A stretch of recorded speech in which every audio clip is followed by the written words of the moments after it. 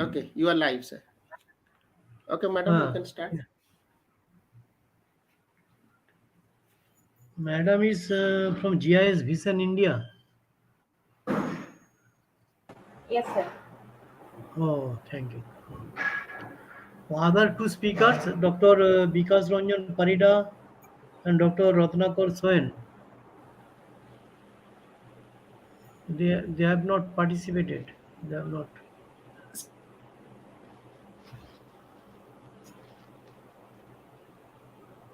Hello.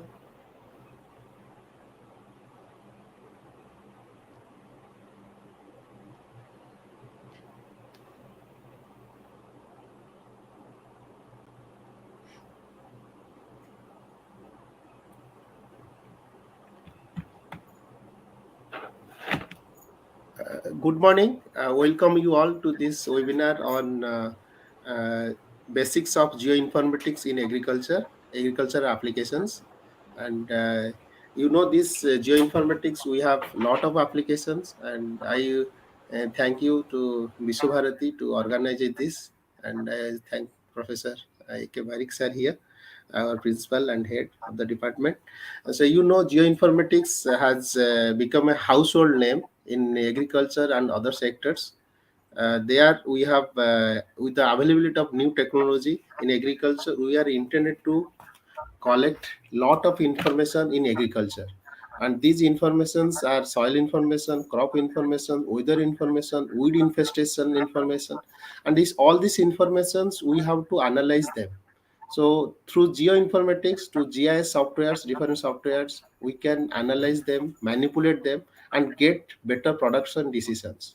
With this, we have this additional like remote sensing images. We have very high resolution images. We have IoT, Internet of Things. We have soil data card information. So all this information should be compiled so that we can enhance our crop productivity. Uh, for this, I am hopeful that this webinar will work as a platform for taking the geoinformatics to different stakeholders of agriculture. In this webinar, we have three speakers from different part of India. They are involved in geoinformatics. They work in agriculture. So I hope in this webinar will be helpful to our participants to enhance their knowledge. Thank you.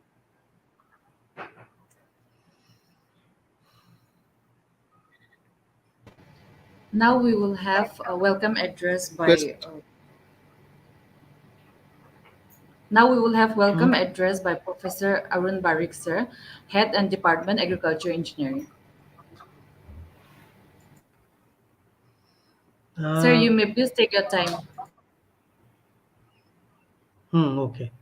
So, very good morning to all of you. I am very happy to be here in this uh, webinar platform. And I also congratulate Dr. P.C. Swain as a convener of this webinar and joint convener Dr. L. Hansing, who have tried their best to organize this webinar. So, in this very beginning, I welcome you all, and today the webinar, that will be on the topic basics of geoinformatics for agricultural applications, and the speakers from different parts of the country will deliver their lectures on different topics. Among them, Miss Malin Hansepi. She is from GIS Vision India. And Dr. Vikas Ranjan Parida. He is from Central University of Jharkhand. And Dr. Radnakar Swain. He is from NIT Raurkela.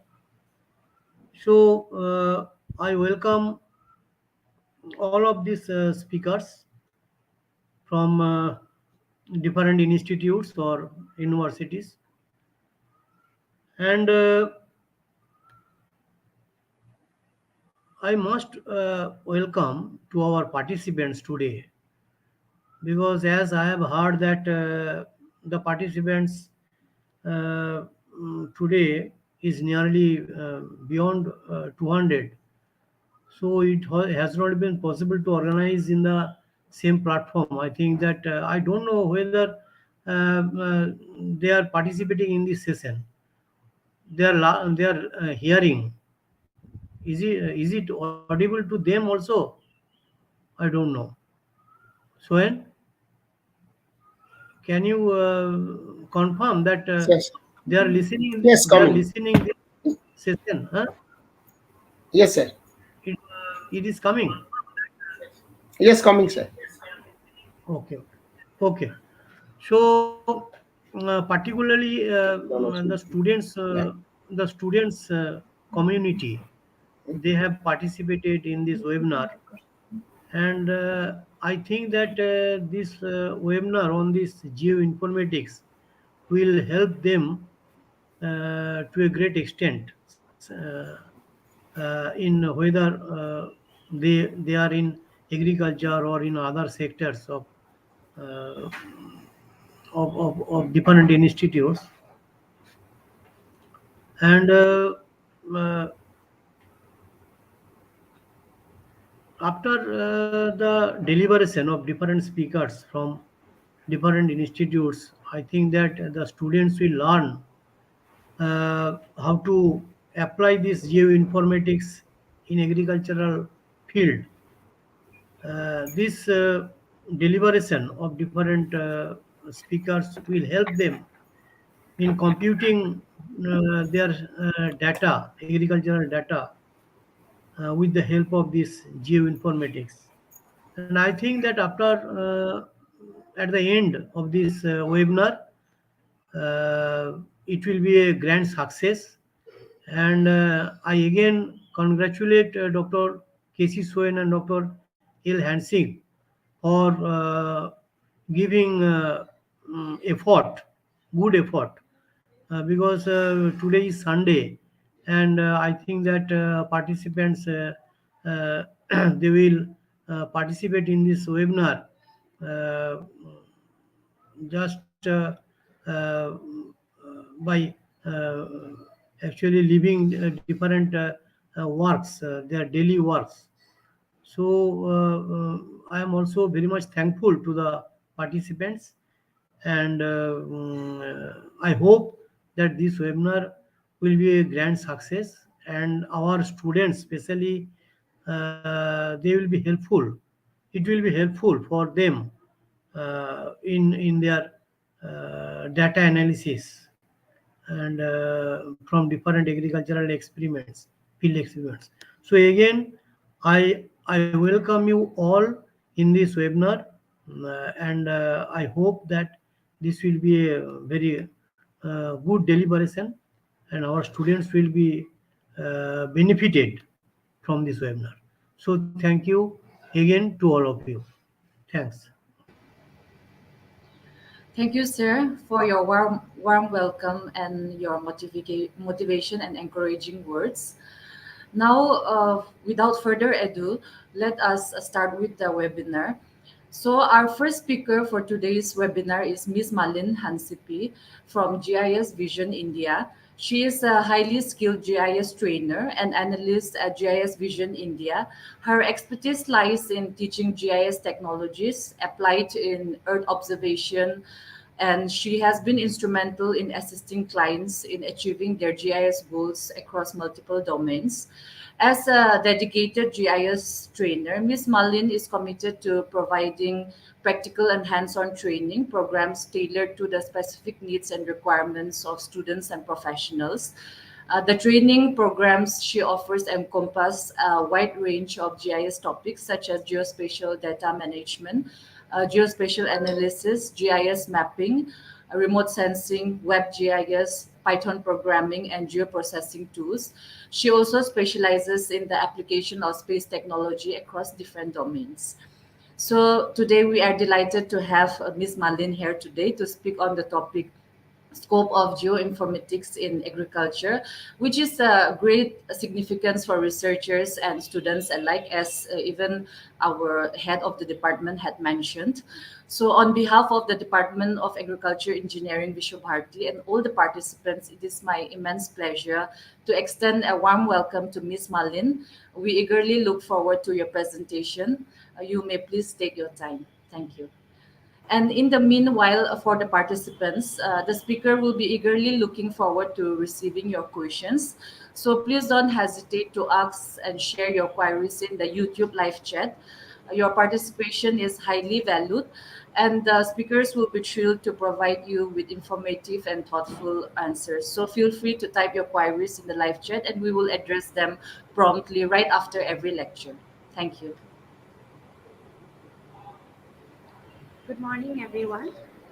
First of all, I would like to thank the Department of Agricultural Engineering, Vishwabharati, and all the organizing committees and the chairman, Professor Barik, for inviting me to speak on the scope of geoinformatics. Introducing myself, I am Malin Hansapi, a GIS specialist, working as a GIS specialist, a GIS analyst, and a senior GIS trainer here at GIS Vision India. I have been training since the past 3 4 years, mainly in different domains.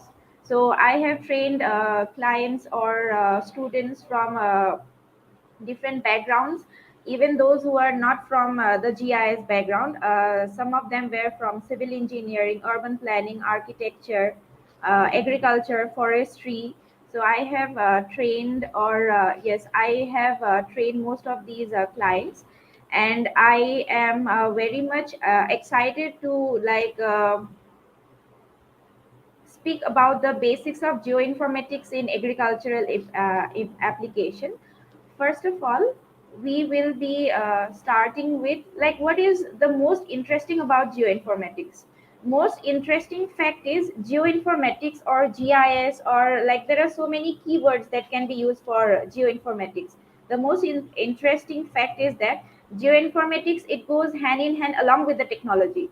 So Dr. Kishore Swain has spoken about the technologies like as in trend right now. So we have the Internet of Things, artificial intelligence, and then we have already been using the remote sensing and different GIS softwares. Under remote sensing also, earlier we just had the satellite images, aerial images. Now we have the drones, lidar technology, or lidar data, radar data. So with the help of all these kinds of data, there are a lot of analysis, there are a lot of predictions can be done, there are a lot of map makings, and the most trend right now is web mapping. So because uh, as per the initiative taken by the government of India, everything has to be digitalized. Whatever data or whatever information is stored, earlier it used to be in the form of maybe Excel sheets or register, like even if it's about agriculture information or land revenue, land holdings of agriculture farmers. So it used to be in Excel sheets or written in registers. Even the maps, it is stored in it is stored, or it is saved in the form of paper, hand drawn maps. So now it is being converted into digital maps, which has to be converted using GIS softwares, so that it can along with the shape of the map or the boundary of the map, so that it can store the coordinates also, which is very much or you can say the most important, as we are into geoinformatics. So here these are the some of the the reason why I have spoken about the technology being hand in hand or going having a equal balance along with the technology, geoinformatics. So we have different geoinformatics softwares or GIS softwares, and if we have the data, once the data is available to us, which can be collected from various platforms, for remote sensing, data can be collected from USGS, Earth Explorer, Copernicus, and then there is Bhuvan. Bhuvan is the Indian portal from where you can get all the data available. The rainfall data is available from the Indian Meteorological Department, and then you will get the like ready-made shape files already, like the land holdings, or let's say the digitized land parcels, or the digitized borders, district boundaries or tehsil boundaries, village boundaries, those are available. So you can, if the data is available, you can turn that for better visualization, or whatever you have imagined your product to be. You can visualize it in 3D models. You can represent it in the form of maps. You can show it in the form of graphs and charts. And to go along with technology, or go hand in hand with technology, we have lidar images.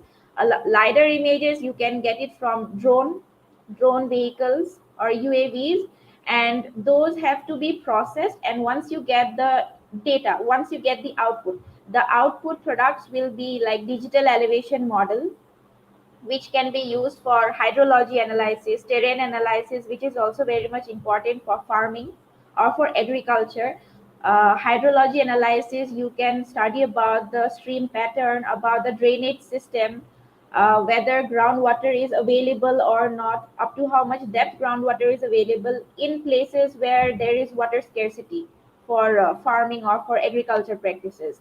And then there is a multispectral and hyperspectral imageries. Multispectral and hyperspectral imageries can be obtained from satellite data. You'll get number of bands, and each and every band, particular bands, they give you different types of information. There are red, green, blue, which are visible bands or visible colors through our human naked eyes. And then we have near infrared, shortwave infrared. So near infrared along with the red band can be used for vegetation monitoring, like normalized difference vegetation index, normalized difference water index, normalized difference built up index, those can be used for monitoring. And then there are thermal infrared bands, which will help you to know about the temperature. When we check it in the internet, we get the day to day like temperature updates. Like for example, today it's 25 degrees Celsius, yesterday it was like let's say 37 degrees Celsius.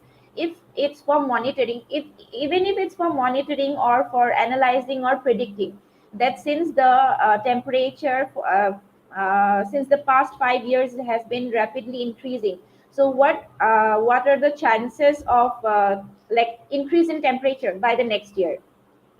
So that can be done. And then if it's for farming, sorry, for agriculture, most important, like what we see in northeast India or in the other parts, we have a lot of flood problem. So flood management as well as prediction before flood. So how much of area has chances of getting affected by flood? How can it be managed? What are the what are the alternatives that can be taken for crop management during flood time? Or else what type of crops can be grown in places where there are a lot of like every year there is flood, every year those areas are affected by flood.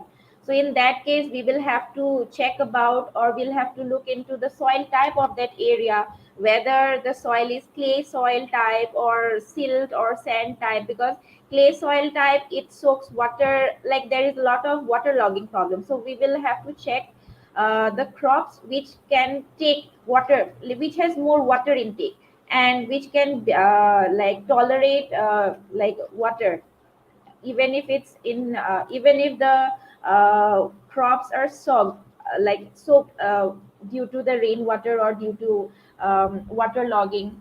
And then hyperspectral imageries are there are more bands.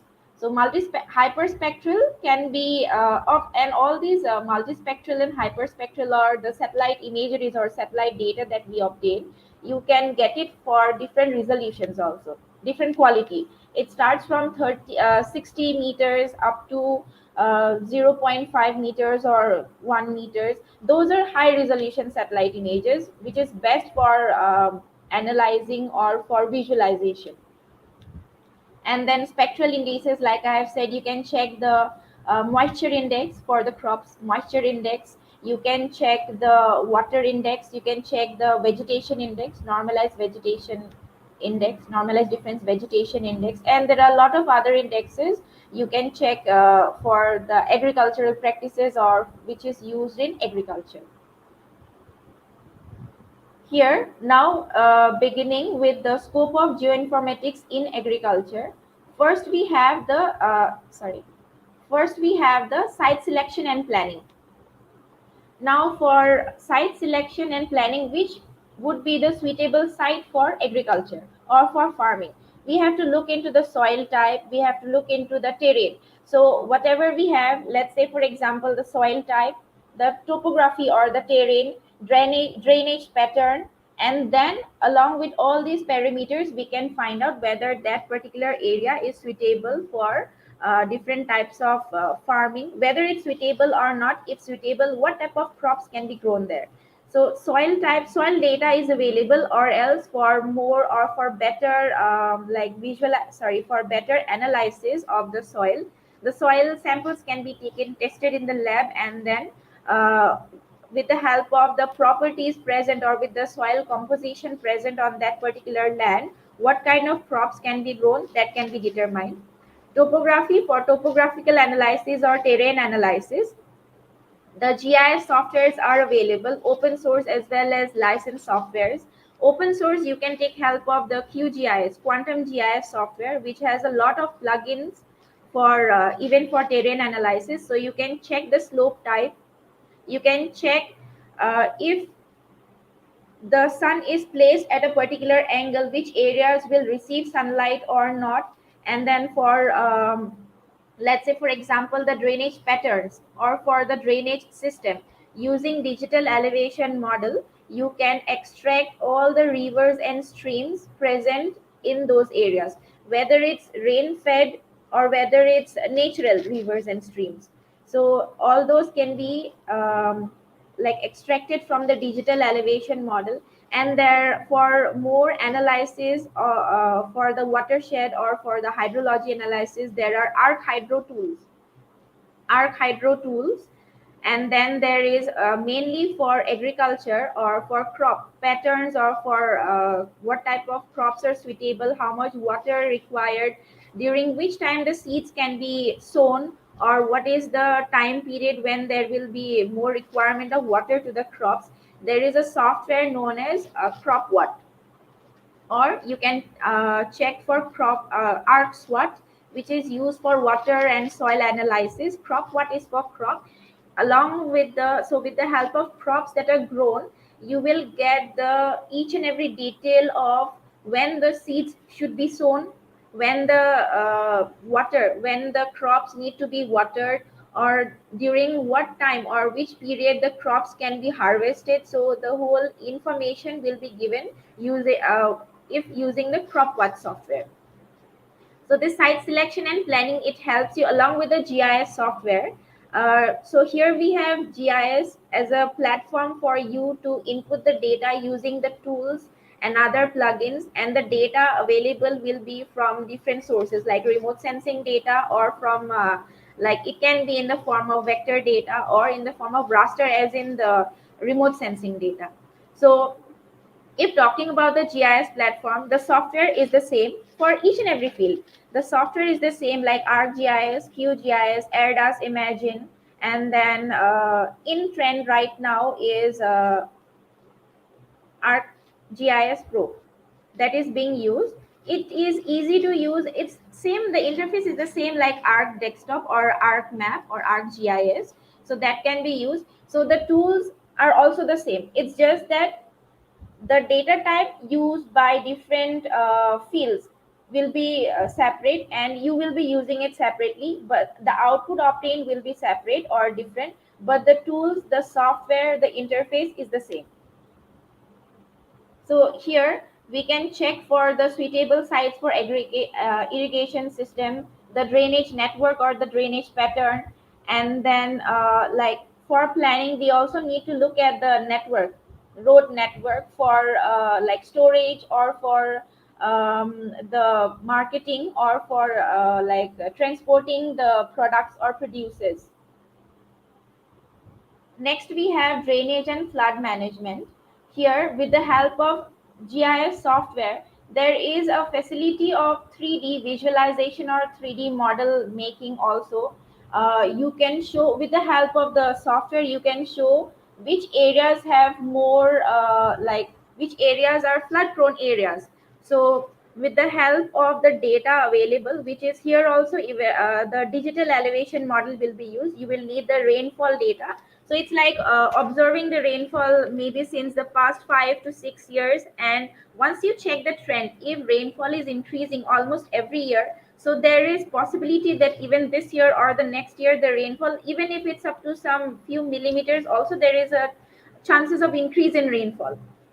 So if there is chances of increase in rainfall, how much areas have higher chances of getting affected by flood, or which are sensitive areas or flood prone areas, that can be determined or that can be shown with the help of maps, models. For models, you can take help of in arc hydro, or you can say there is an extension for HECRES or HEC-HMS. You can use it for model building, 3D models. Or else for simple model building, you can take help of ArcGIS. In ArcScene, ArcGIS is the software. ArcScene is a different interface only for 3D. You can take help of model builder for making the model, and then for visualization you can use the ArcScene software, arcsync interface. So here you can use different techniques, or how to let the software show that from which elevation the water is increasing, up to what level is up to what level will the water be flooded, or will the areas be flooded, and how many areas or how many blocks or tehsils or how many villages have higher chances of getting affected by floods. So all those can be checked using the GIS software. This comes under the flood management, or for drainage and flood management. For management, if it's to, to show that these are the flood prone areas, you can take help of the buffer tool, just to show maybe from that particular location taking a radius of 2-3 kilometers, like as per your analysis, if you have seen that it can affect up to a radius of 2-3 kilometers. So you can show using a buffer tool that these are the sensitive areas, or which are the sites, or which are the suitable, or which are the sites where all these families can be relocated during the time of flood. So that can also be determined. And then for evacuation planning, here also the network analysis will come in, which means the road network analysis, finding out the shortest route, finding out the nearest hospitals, or finding out the suitable sites for like setting up of medical camps, or for refugee camps. So all those can be used using network analysis. Next, here we have environmental impact assessment, or if checking about the, or if taking a look at the environmental impact assessment, there are a lot of tools, or you can say softwares, which will help us to monitor. So because whatever we do to the environment, or whatever we do to the nature, depends, that will depend on how it will have an impact on us also. So we have to check with the natural resources, like for example the wetlands, the protected areas, because all those areas right now are like endangered, or in the you can see it's almost the wetlands or the rivers are getting, even either it's getting dried up, or either it's getting converted into different facilities or different amenities for development purpose and all. So converting those into agricultural lands won't have that much impact. At least we are trying to keep it green, or we are trying to make it or generate something from the not keeping it as a barren land. So we need to check with the those wetlands or protected areas. And then also we need to check with the soil erosion. So all those things have to be checked, like soil erosion, water quality. And so for all these assessment, environmental impact assessment, the GIS softwares can be of great help, softwares as well as the tools available there. Next, we have the crop health monitoring and management. So if talking about the crop health monitoring and management, for crop health monitoring, you can take help of drones, satellite images, maybe from the past year. Let's say taking, if you want to monitor the crops for the past 3 4 years, not even if not for 3 4 years also. So until the time you harvest the crop, if you want to check whether there is whether the crops are stretched or stressed, whether the crops are stressed or whether they are like healthy, so you can check it with the help of satellite data. So we can take help of the normalized difference vegetation index, which will help us know, or we can visualize, or yes, we can visualize that those crops or which part of the crops are stressed or damaged, or there has been like increase in the like crop height, or whether it's healthy. So here, if taking the satellite data, the two bands are used, red band and near infrared band. So there, if you have to check with the normalized difference vegetation index, we have the QGIS plugin, which is called RSNGIS. You will have a plugin there for checking the normalized difference vegetation index. It's easier, it's easy. You just have to put the bands which are necessary and what type of analysis you want to do. Once you get the output, you'll have a range of -1 to +1. That's the range of NDVI. So you can check it with the help of the range whether those crops are healthy or stressed. So if those crops are stressed, what is the reason? I mean, why is it stressed? Because maybe it has less water, groundwater not getting enough like water, or maybe it might be because of the increase in temperature. It might be because of the soil quality not being good quality. So you can check with the help of the GIS tools. Along with normalized difference vegetation index, for the crops the most important is water, and we have temperature also. So for water, you can check the normalized difference water index. For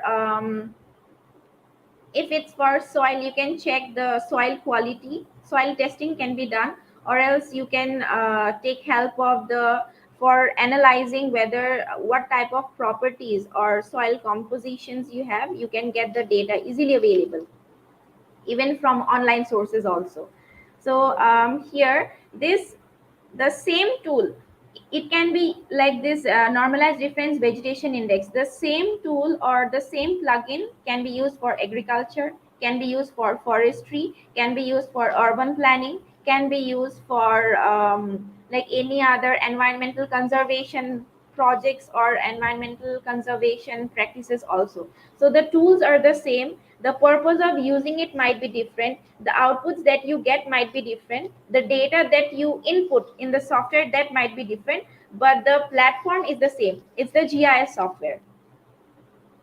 So this is crop health monitoring and management. Next we have land and resource management. So here, for land resource management, there are a lot of mappings that can be done. Or let's say, for example, if it is for agriculture, how are the land holdings of farmer land holding, you can say. So how is the what is the pattern of the crops being grown, or how much is the land holding of each of the farmers. So those can be analyzed, or those can be mapped using the different GIS softwares. You can digitize it, you can map, you can keep the data ready by inputting different types of information in the attribute table, like for example the farmer's name, how much is the land, let's say it's of 3 4 square kilometers or 3 4 bighas. So all those information can be stored digitally in the GIS software. And for easy visualization, or for easy like usability, it can be shared with any other non-technical person also. That can be done with the help of web mapping, which is also in trend right now. So there are a lot of other projects going on, or you can say as per the schemes, there are a lot of this web mappings being used for different purpose. So if it's for agriculture also, whatever information you put in the attribute table, what if that can be seen by the other person who is not from a technical background, or who is a non-technical person, that becomes very much easy for visualizing or for you to make your client understand or to show what outputs you wanted to show or what you have been trying to explain to your client. So here for land resource management, the GIS software is used.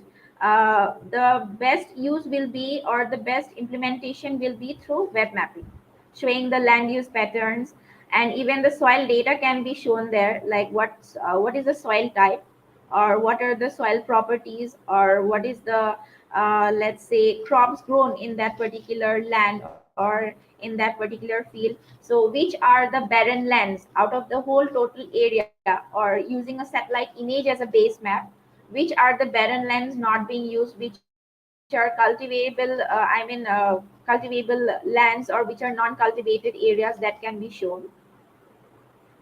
And here we have for the infrastructure.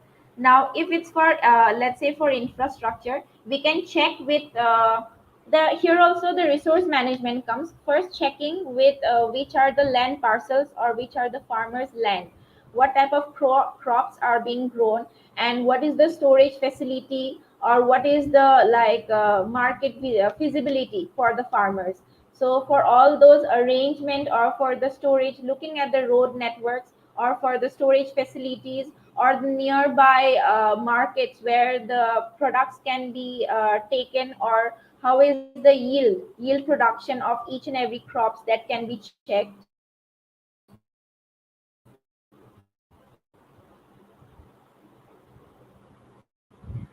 Here we have the data integration. So if it's for data integration, there are a lot of facilities for data analysis. Dr. Swain has said that there data manipulation can be done, data analysis can be done, data visualization can be done. And once you have the data in visual representation, it helps or it makes it very much easier for us to make decisions, or for anyone. Once you see that these kind of land parcels are not being used, or what is the crop being grown there, or whether it's seasonal crop or throughout the year. So once you get the, even if we have a visual representation of it on the screen or on a map, so it makes it easier to either decide what can be done with that particular land parcel if it's not being used or it's a barren land. So for visualization and analysis, as in these are the different type of land parcels which are not being used, what can be done? So checking the soil type, or looking at the let's say the drainage pattern or the drainage system, whether there is water resource available or not, how much is the flow accumulation of the river, whether the river is rain-fed river or it's a perennial river. So all those can be checked with the help of data integration once the data is input in the software and you represent or you present it in the form of maps or in the form of web maps.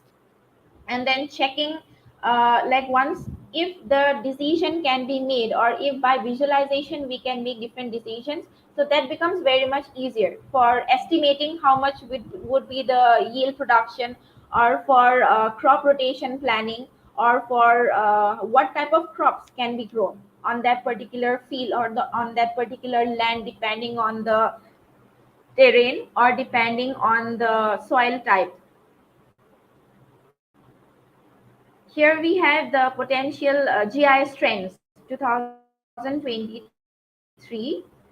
First, we have the precision agriculture. If we check with the trends, there are a lot of, you can say, technologies available, as in there are drones, there are satellite imageries, as in there are drones, there are satellite imageries or satellite data, and then there are different types of, like, even drones are being used for watering the crops, or for put I mean for crop watering, yes. And then even if it's for fertilizing, or for, let's say, checking the pest control or the crop management, even through uh, it's not only with the help of satellite images. Using drones also you get multispectral images, or you get bands, so you can check the crop monitoring or the crop health using the drones and the different vehicles available, which will help in precision agriculture, like more better management of crops or farming practices. And then here we have the remote sensing and the unmanned aerial vehicles. So here remote sensing includes different types of satellite images, the aerial images, and there are digital elevation models, digital terrain models, digital surface models. Using these information, using this data, there can be a lot of like information or data extracted from it, which will help you in monitoring, analyzing, or predicting various information from the crops, for the crops, or for management purpose, or for planning. These are few of the, and the sources, as I have mentioned, you can get it from the USGS Earth Explorer, or from for visualization you can take help of the GIS softwares, or for reference you can take help of Google Earth Pro, and you already have the GIS softwares like AirDAS Imagine, ArcGIS, Quantum GIS. And then if it's for farming, especially for modeling, so you can check with HECRES, HMS, or you can, if it's for 3D modeling, you can check with ArcScene. And then if it's for crop pattern, or for crop planning, like crop, what type of crops can be grown, which would be the correct time of sowing the seed, then you can check the ArcSwap, which is for water management. And then you can check CropWatt, which is mainly for crops.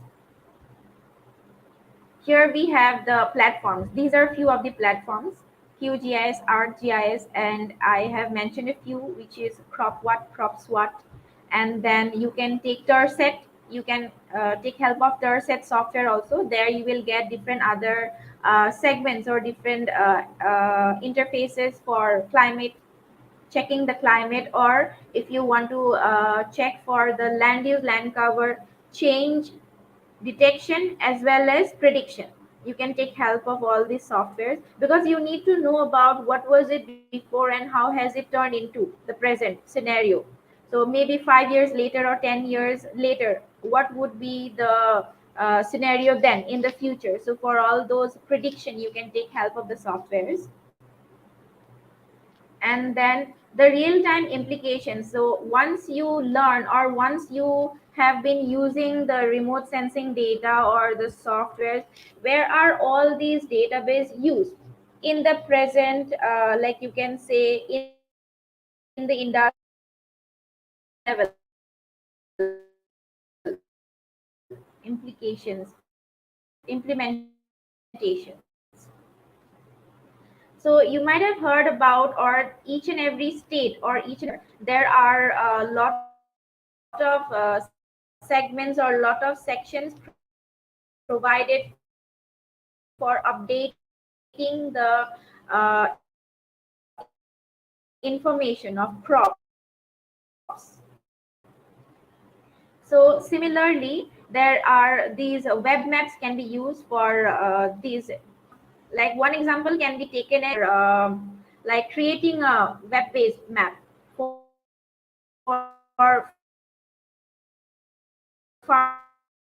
farmers, where the farmers can see how much area each of the farmers own, or the land parcels, in digitized format, what type of crops are grown. And then even geotag images will be integrated there, so that the government can have a record, or can monitor that there are no damage to the crops, or let's say the farming practices are going on smoothly, or what kind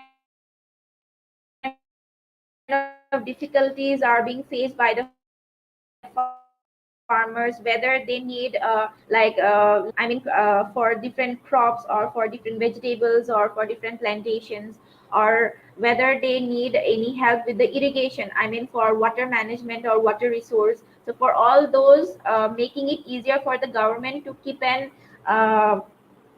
to keep monitoring on the agricultural practices in different parts of India, or in different parts of the districts or states. Web-based map is being made for. We are working under the government of Assam right now. So the web map is being prepared for the farmers land holding. It's called the farmers agricultural this information system. So this is web-based map. So the reason why this is prepared is not everyone is very much familiar, or not everyone knows how to. They may know about what it is, but like not everyone is into technical, I mean, or not everyone is in a technical like field. So we know how to manipulate the data, we know how to analyze it, we know how to predict it. But what if I want to show someone who is not from a technical field? So this web map will be used for showing that these are, let's say for example, this is a particular land parcel which is grown there. I mean, every year what is the production, or let's say for example what is the soil type. So all those information can be implemented here or can be integrated here. And so if you can see here, there is a small table with just one left click, and it's not that whoever wants to open this, the website or the URL did not need to have a GIS software. It can be opened either on laptops not having the GIS software, or in mobile phones also. So this is very much useful, or you can say this is very much beneficial.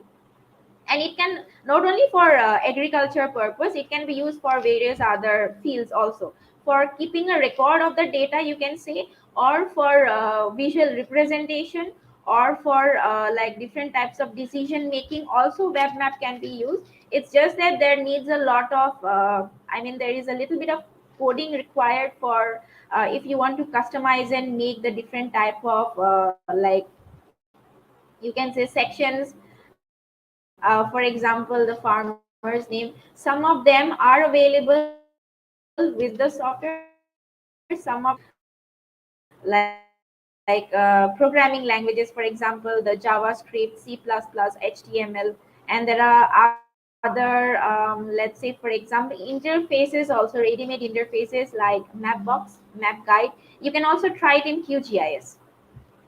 So web mapping, it can be done in QGIS software also, and then you can publish it as a URL, and you can share it with anyone you want. So whoever does not have the software can also view or can also open the same URL in his or her laptop, in the tabs, or in mobile phones.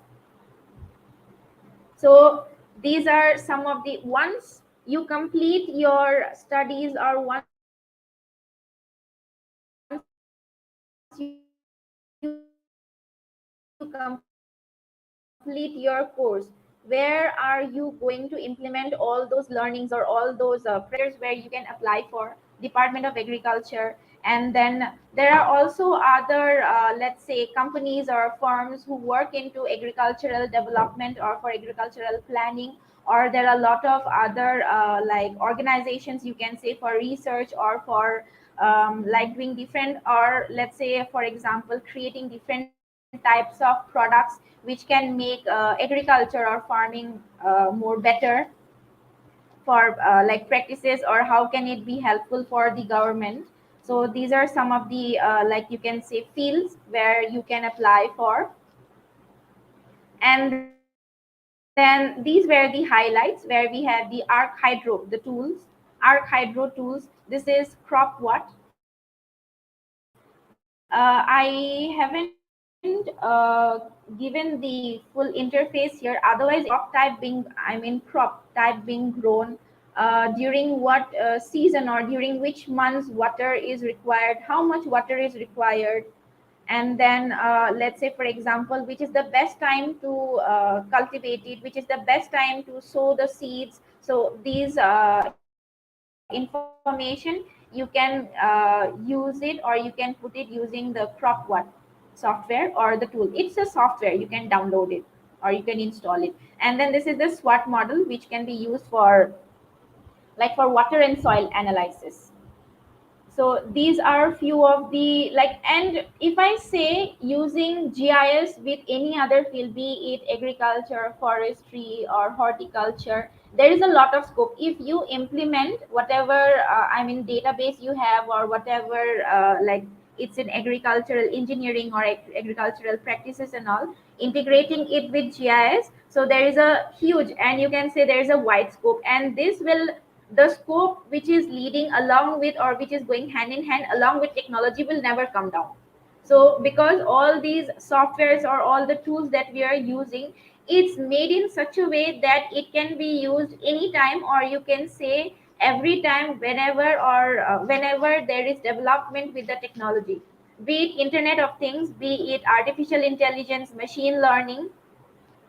All this comes under like big data, where you have huge amount of data, and then you can implement it on the different programming languages, which can give you better visualization, or if there is huge database, for visualizing it, for representing it in the form of different maps or different graphs.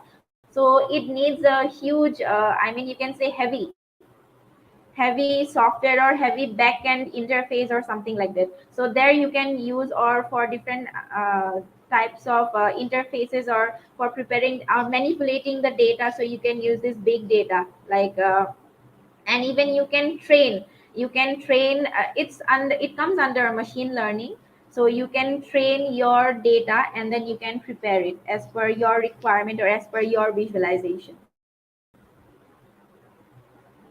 So this was what I had to present, like for the scope of geoinformatics. These are just the basic, or you can say these are just the few highlights of how agriculture, or how how agriculture can be used, or what is the scope of agriculture in present right now, or how would it be in the future, as it's because it's going hand in hand along with the technology. So the scope is becoming more and more wider, along with the use, or along with the implications or implementations in the real time industry, or in the real time, like be it with the government sectors or in private sectors. So there is a lot of scope, and it's very much useful if going hand in hand along with the technology. So thank you so much for inviting me to speak on the scope of geoinformatics. I hope the students or the participants have gained a little bit, even if it's a little bit of knowledge or a little bit of insight about what the scope is, so that they can explore a lot more along. With the softwares, along with with the tools and the data integration, the data availability, or the remote sensing data and all. So thank you so much. Okay, thank you, Malik ma'am. I think you make a good opening of this webinar, and you cover almost all the sectors of geoinformatics, GIS, remote sensing, machine learning, and data collection, all this. And this will be, I think the participants, they are listening to this, and we have already put in the YouTube live, so your presentation and all will be there available. They can observe also later, so there will be no issue.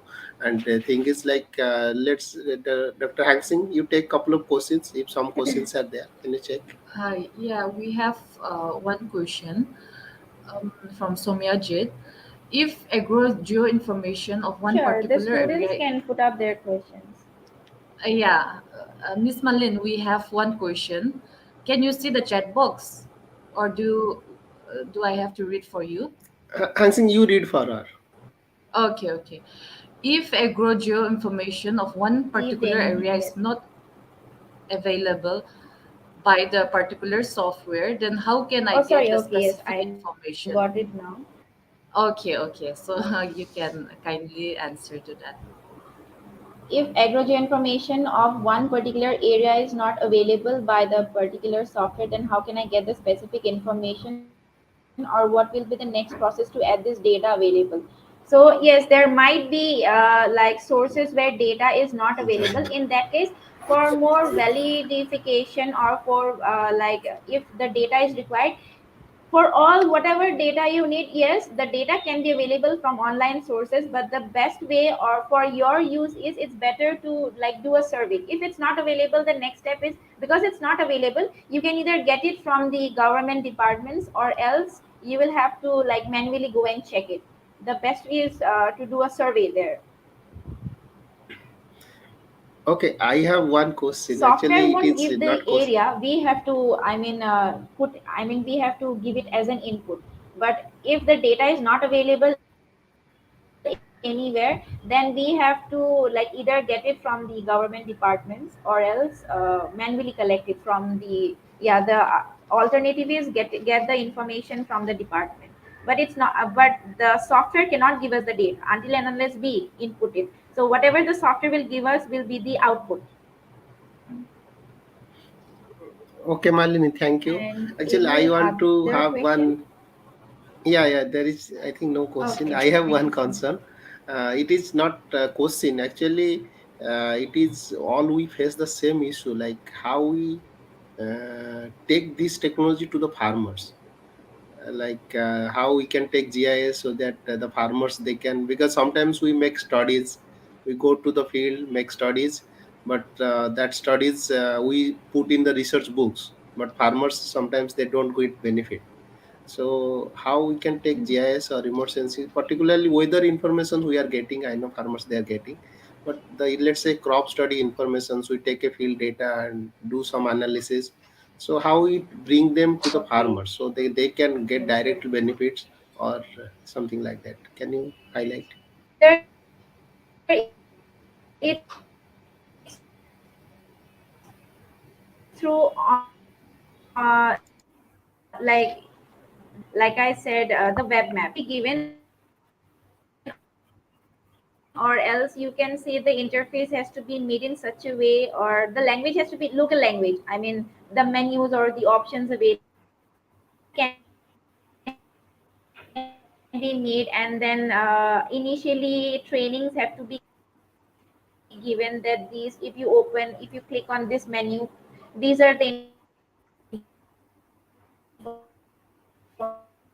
information that okay, this much of fertilizer is required, this much of fertilizer is required, or maybe fill visit. So this kind of information that okay, this much of fertilizer is required, this much of water is required, and then we can analyze and give you that no, this type of crops cannot be grown. Even if you grow the yield product or will not be that much better, or it will decrease because this kind of soil quality is present in that area. So how much of water, and then like even they can geotagging images, like taking a photograph, uploading it there, so that whoever is monitoring or whoever is taking control or checking the whole analysis part, or maybe for the farmers and all, even they can, without you or without the, I mean, the person going to the field, if the farmer just take a picture of the crops and send it to you, so sitting there itself, you can analyze and give them the solution that the reason why the crops are stressed right now is because of this kind of problems,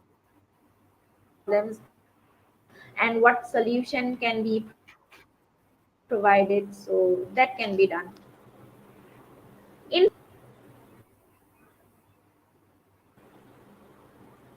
because even if once the interface is prepared, even if they don't know how to use it, but initially if training is provided to them how to use, just like the applications and all we use in the phones. So once they are taught how to use it, how to upload the data and all, it's just one click of the photo, because they might not know more, or they might not know how to use the like interface much, or it can be made with a like as an app, also application, they can use it in the phone. So if there is any kind of problem, they just have to click the photo and upload it. So maybe if required, then the field survey will be required, or maybe field visit. Otherwise the monitoring for the like what solutions can be provided, it can be done through online. And Yes, sir. okay, I have one more concern. Is like when the students they want to come to this area, like they want to know Yes, sir. about GIS, remote sensing, all this. So how they can start the things? Means how they will learn the softwares, or you have some idea? You are the instructor of GIS, so I thought he can guide better to our students. Now they can start with. Yeah. So yes, so because the most important if using GIS software is with the latitude longitude, which is more important, right? I mean, knowing about latitude longitude, the coordinates. So there are various courses available which can help them know better. Main is the like basic concept, concept, if they are very much comfortable, or if they have enough knowledge with the basic concept, later on using whatever interface is given to them or whatever data is given to them, they will know how to manipulate it, how to make maps out of it, how to do different types of analysis. So there are courses available. Even we provide different types of courses for GIS and remote sensing, whether it's from the basic level up to the advanced level. So if anyone is interested, can check the website, or if required, they can contact me for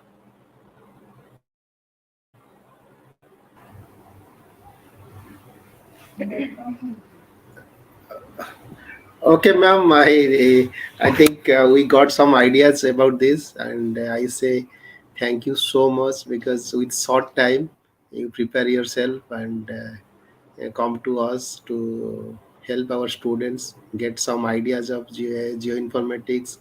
And as I told you again, that you have explained all the areas, because some areas I also did not know that I came to know. Yeah, we can use those. So wish you thank you so much, and wish best of luck for your future, and have a nice day. Thank you, ma'am. thank you so much. And we have the Thank you, next speaker. Miss Malin.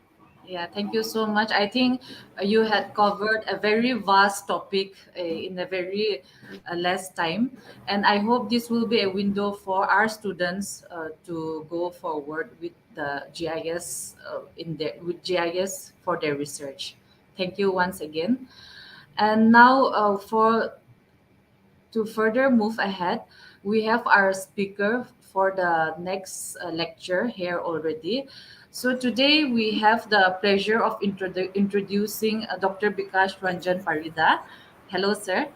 And he is an Yes. esteemed assistant professor in Department of Geoinformatics at the Central University of Jharkhand. Dr. Parida's area of expertise lies in earth and environmental studies, with particular focus on utilizing space based technologies and climate modeling to address environmental issues. His research encompasses a broad range of cross cutting activities, including the study of atmosphere land surface exchange processes, carbon cycling modeling and application in agriculture, forests, and natural resources monitoring and assessment, as well as impact of climate change. With numerous completed and ongoing projects in this field, Dr. Parida has made significant contributions to the scientific community, and his work has been published in both national and international journals. So today we are honored to have Dr. Bikash Parida here today to share his expertise and insights. Dr. Parida, Dr. Parida will be talking on the topic digital image processing. Sir, you may please take your time. Okay. Thank you very much for giving very short introductions.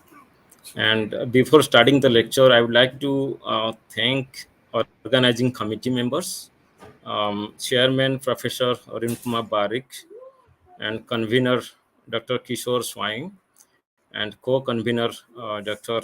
Heng Singh from the Vishwabharati University.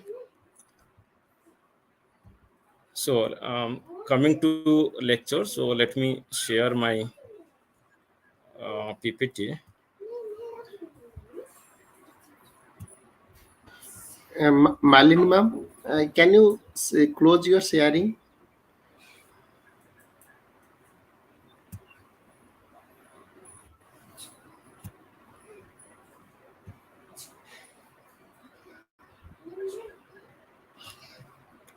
So it is uploading right now.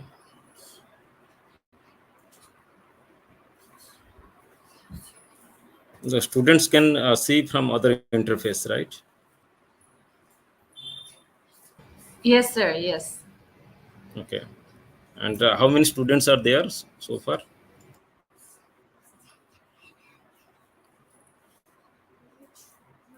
Seems that almost 100 students.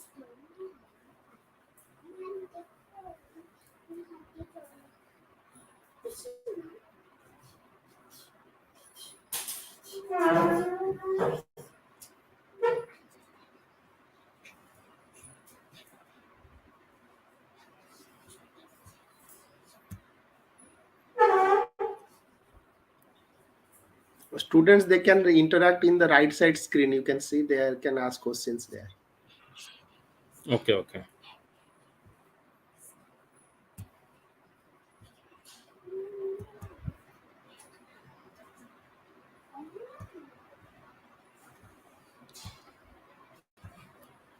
So I think my slides are now visible.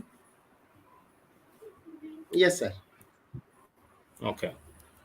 So I am switching off my own video so that those slides will be it will be seen by everyone in a better way.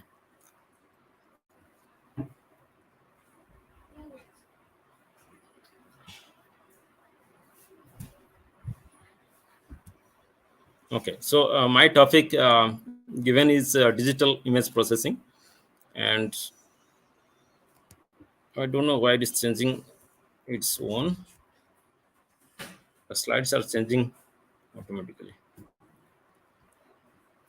Okay. So before the digital image processing, I hope all the participants have some kind of basic informations related to remote sensing as well as GIS and GPS, at least some basic, so that they can actually understand the image processing part. So the overview includes introductions. So then I will give you some basics of DIP, digital image processing, and various algorithms of DIP that has been used for corrections of the satellite data. And then at last, so I will present some applications related to agriculture.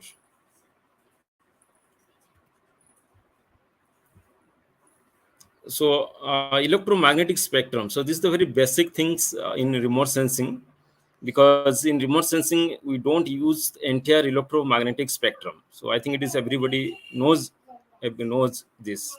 So mostly in remote sensing we use the wavelengths related to visible, and then short wave infrared, middle wave infrared, and then thermal infrared, and then microwaves. So basically these are the electromagnetic wavelengths that has been used in the remote sensing purpose. And then in remote sensing you have again various images. If it is a single band data, then we know that it is a panchromatic image, and if it is a multi-band data, they are called multispectral bands. So where you have the various bands having different wavelengths. And then sensor resolutions, we know that there is a four types of sensor resolutions, like spatial resolutions, spectral resolutions, radiometric, and temporal resolutions. I'm not going details of it, just giving little introductions to it before going into the digital image processing part. And the spatial resolutions, you know that uh, especially they are highly visible, okay, where the each pixels informations we are able to see it when there is a finer resolution data. And then data formats, so we have various data formats that is handled by the satellite data. Mostly they are in the raster format, and in remote sensing mostly it deals with the raster, not the vector data, whereas in GIS we deal with the vector data. And then radiometric, so that is the at what bit the satellite data has, whether it's a 8-bit data, whether it's a 16-bit data, or 10-bit data, 12 bits data. So accordingly the gray values means the DN value, digital numbers, that varies depending on the what kind of bit. And then we have this image processing software to handle all these kind of raster data sets. And then in remote sensing we have three different types of data format. One is called the BIP, band interleaved by pixels. Second is BIL, band interleaved by line. And third is BSQ, band sequential. So these are the data formats where the data has been basically the satellite data has been arranged at different way. For example, if you see the BIP, Okay, so let's start with the BSQ first. So you see in the first part BSQ, where the data has been kept like band by band. That means all the band one informations, and then after that band 2, and then band 3, and so on. So in that way the data has been arranged, and then the softwares are it can able to handle all these kind of data formats, whether it's a BSQ or BIL or BIP. In case of BIL, so this is by pixel. For example, the band 1, the first pixel of band 1, and then the first pixel of band 2, and the first pixel of band 3, and so on. So this way, as in the figure indicated, the data has been arranged. And in case of line, so that means line by line. So line by line, so band 1, and then next line band, uh, so line 1 of the band 2, line 1 of band 3, and then once again come back. So this is the three basic type of data formats. Other than that, there are software based data formats like ER Mapper is another software where you can keep your data in ESW format. And then the grid format. The E3 softwares like ADAS Imagines or the NV, they actually read in the form of grid format. And there is a IMG also format. I think most of the students are familiar with the IMG format. So directly in ADAS Imagines, they kept as a default. When you are read and write output, so it will automatically goes to the IMG format. And then geographical TIFF format. So there is another set of data format, and most of the softwares are actually able to handle this kind of data format. SDF, the hierarchical data format, mostly the MODIS sensors. So there is one satellite called MODIS. So they actually, all these MODIS data are kept under the SDF data format. And then how to retrieve your data. So there is lots of platforms are there. This is just one example showing the different scenes over any area, and then you can download all the data and you can see all the metadata of the satellite. So metadata includes your latitude, longitude positions, your path and row positions, and also the cloud informations, so on. This is your satellite image that you see, where you will have the left side, it shows the arrangement of band by band informations, the layers of data sets, and then you have the row and columns, and then you have the DN values, corresponding DN values. The right side you have the kind of satellite data. And then coming to the DIP, the basics of DIP. Okay, so it's the applications of algorithms on digital images to perform processings and analysis and information extractions. That means when we have the raw data, so we have to apply some kind of digital algorithms. So algorithms are basically mathematical functions, and those algorithms are utilized for information extractions. So that is the DIP actually. Okay, and inside that you will find several types of corrections to the satellite data. So because when you have the raw data, directly raw data, which is the satellite data, sometimes it is a bit uh, not correct to analyze immediately. Okay, so before starting the analysis, we must see the different types of characteristics, whether they are geometrically corrected or radiometrical corrected or atmospheric corrections. So these are all corrections required before starting of the analysis of the data.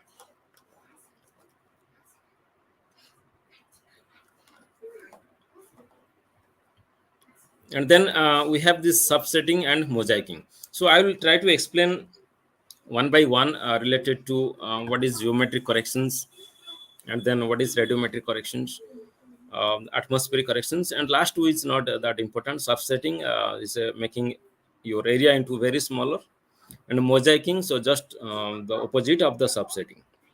where you can expand your number of scenes. You can join 3 or 4 scenes to make it a bigger image.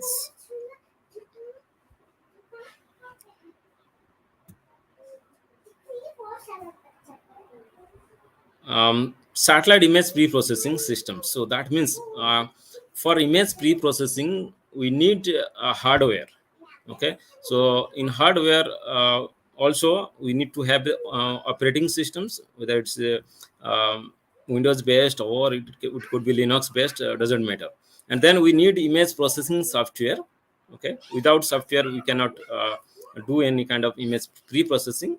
And then operator are is actually the individuals, or you can say the image analyst.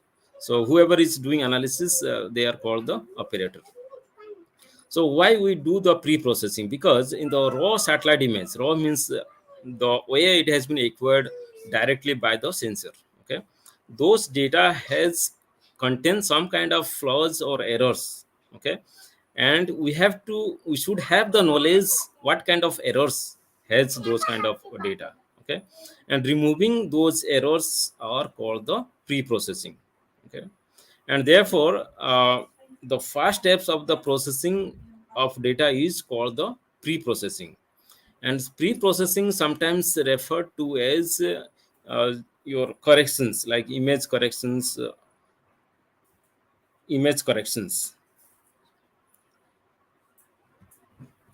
And then coming to the geometric correction, so this is the first part of the image where we need to do geometrically corrections. Okay, so then what is geometrical corrections?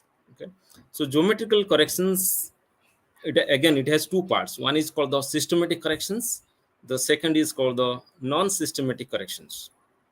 Okay, so that means the your systematic corrections are due to there is some changes in the sensor characteristics. For example, change in the earth curvatures, your platform motions, like how at what speed your sensor is moving.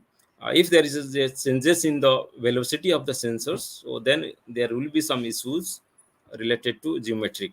And then relief displacement. So this is obviously over in the very rough terrain like Himalayan terrain. Okay, you will find the relief displacement. And some non-linear linear corrections like scanning motions, like there is a scanners. Okay, there is a across track type of scanners, along track type of scanner. So there is a one mirror which is rotating for scanning purpose. Okay, if the speed of the mirror is changes, then that also have some kind of impact on the image. So they all are considered under the systematic corrections. Okay, if digital images are not geographical reference means if their latitude and longitude positions are not correct, then we have to fix it. Okay, and those kind of fixation is called the non-systematic corrections. So I think it is now clear actually what is systematic corrections and what is non-systematic. So these are the some list that I discussed in the previous slides, and there are more points are there, and they comes under the systematic corrections. And we call systematic correction because there is a known information, like what is the change in the altitude of the your sensor. Okay, whether it's a 800 kilometer or 820 kilometer, there is some variations in the altitude. They are being recorded by the sensor, and therefore since there is a information regarding the changes, similarly the velocity changes in the velocity, we are able to rectify it, we are able to calculate that using those informations. Hence they are called systematic corrections. Okay, there is one tool in the software, they are called ortho rectifications. I have highlighted it, you can see. Okay, ortho rectifications. So mostly users go for ortho rectifications to take care all these systematic type of corrections. Okay, so if you start ortho rectifications one by one, it will ask the questions, and then we are try to fix all kind of errors. Okay, so they are called the ortho rectified image. Once you are corrected, they are being called ortho rectified image. Okay, coming to the next type, which is called non-systematic corrections. Okay, so non-systematic means simply it is a geo referencing. I think many of you heard about the geo referencing. and geo registration. So they are basically comes under this non-systematic. Okay, so geo reference. Let's see what is geo referencing. So georeferencing means in earlier days, when we have the raw satellite data, it does not have the latitude, longitude informations. Okay, and to provide the latitude, longitude informations correctly, so we need to go to the field and collect the GPS point. Okay, the global positioning systems, at least 4 or 5 points. Okay, which is well distributed over the images, and then using those GPS point we try to resample it. Okay, they are called the resampling process. You see the right side image is basically, it is a corrected image, yeah, it's a geometrically corrected image, uh, with the help of the resampling techniques. So again, what is resampling techniques again? Okay, also we need to understand what is resampling. Okay, so resampling models are basically, there are three types of resampling models. Okay, one is called the nearest neighborhood method. Second is called bilinear interpolations, and third is cubic convolutions. Okay, and what is resampling? Resampling means we have the raw data, and in the raw data we have the DN values. So all the DN values has to be rearranged in a corrected way with reference to its own geographical positions. Okay, so that means this conversion is called the your resampling methods. Okay, and then nearest neighborhood. So nearest neighborhood is a one method where you can take the nearest pixels to, yeah, to make the new resampled image. Similarly, bilinear interpolations, where the DN values will be computed based on the nearest four average pixels. Okay, so that is the second one, bilinear, for average of 4 pixels. Okay, and cubic convolutions is, it is the average of 16 pixels. Okay, average of 16 pixels give you one DN values, which has to be put in the rectified image. So these are the existing methods. Usually in scientific community, the first two is widely used. Okay, either nearest neighborhood or bilinear interpolations. um, I think in the slides there are some jumping. Okay, the here or there, few of the text are jumped. Sorry for it. Okay, so for resampling, we need to do some kind of polynomial transformations. So again, this is a mathematical transformations. Okay, polynomial transformations. Again, there are different types of polynomial orders, like first order, second order, third order polynomial transformations. So this there is a formula called t plus 1 into t plus 2 divided by 2. Okay, so this gives you the information that how many minimum GPS points, okay, we need to collect for doing the first order polynomial transformation or second order polynomial transformation. So if you take first order, then your t becomes 1. In case of second polynomial order, t becomes 2. Okay, and accordingly you can just simply calculate, okay, how many minimum GPS point we need to provide for corrections for georeferencing. Okay, this is the equation showing to testing the accuracy of our georeferencing. Okay, like how many pixels are shifted with respect to your raw image and with respect to your corrected satellite image. Okay, so D is indicating the distance between your uncorrected image to the your, or you can say raw image to the corrected image. Okay, so what is the shift? Okay, so you have to do squares of each uh, D. Okay, all distance between the pixels, and then divide by the your number of pixels, and you have to take the square root of that. Okay, that will give you the your accuracy actually. Okay,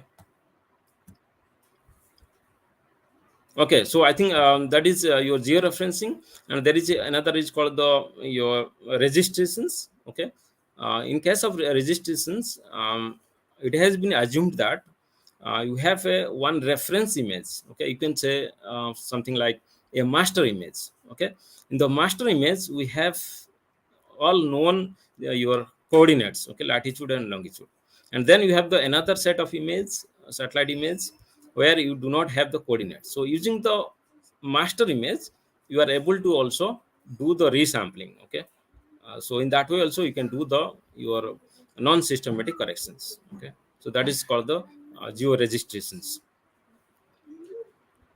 Now, coming to the next type of corrections, which is called radiometric corrections. Okay, so geometric correction was related to some kind of geometrical distortions. Okay, whereas the radiometric corrections, so we have to correct the radiometry. So radiometry indicates the the your energy levels, or you can say the DN values. Simply the DN values. Okay, we have to correct it. There are some errors or inconsistency in the brightness values. Okay, here I use the brightness values, so that is simply your DN values. So, and radiometric corrections are due to, yeah, it arises some kind of radiometric noise. Okay, then let's see what are the radiometric noise. Okay, the radiometric noise may be due to the sensor problems.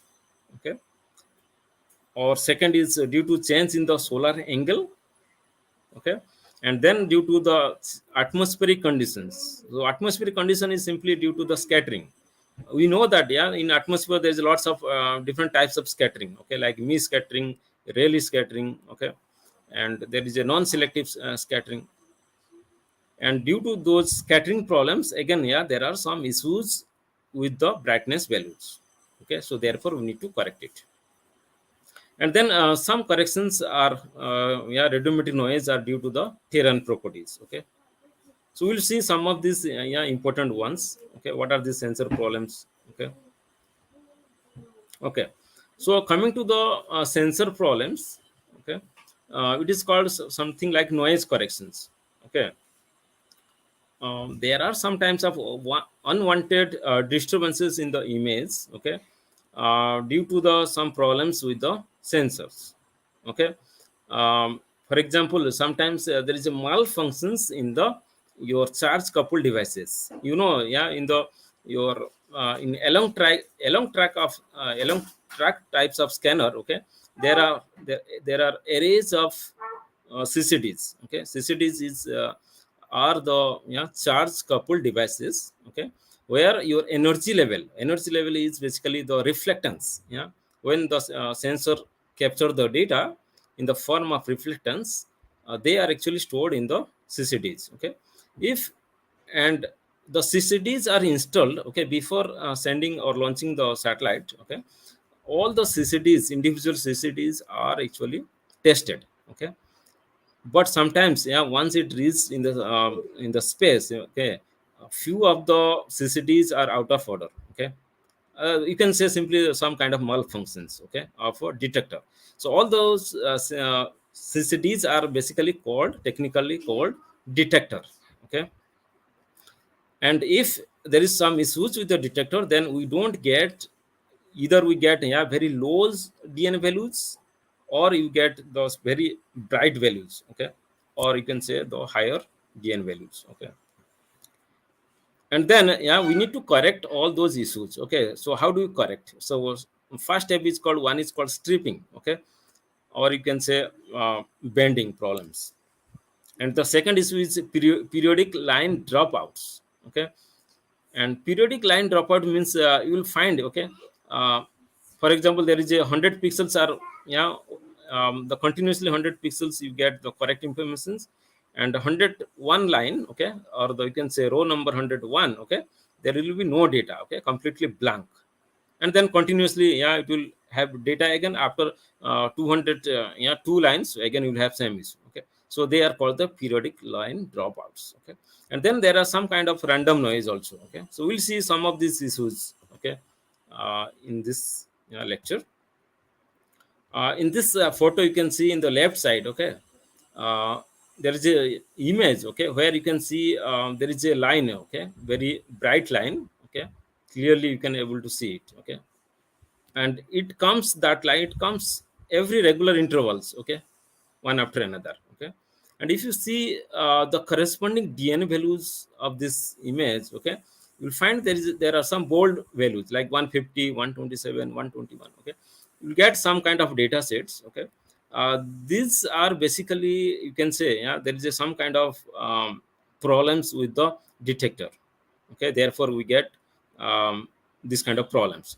And those who have already worked in the Landsat image, okay, the previous like Landsat 3, 4, 5, okay, they might have seen this kind of issues. Okay, this kind of problems are there. Okay, so in remote sensing, just I'll just tell you that, okay, it is not always easy to yeah, without having all this kind of knowledge, you simply start with your analysis. Okay, so always, yeah, as a smart user, always you should have the knowledge of all these kind of issues, like, yeah, geometric corrections, what is radiometric problems, okay, what is the inherent problems with the satellite data. All this kind of knowledge you should have, then only, yeah, you can actually, yeah, do better analysis. Okay, so since this is the problem still lies with this Landsat data, so we need to correct it. Okay, so how we can correct?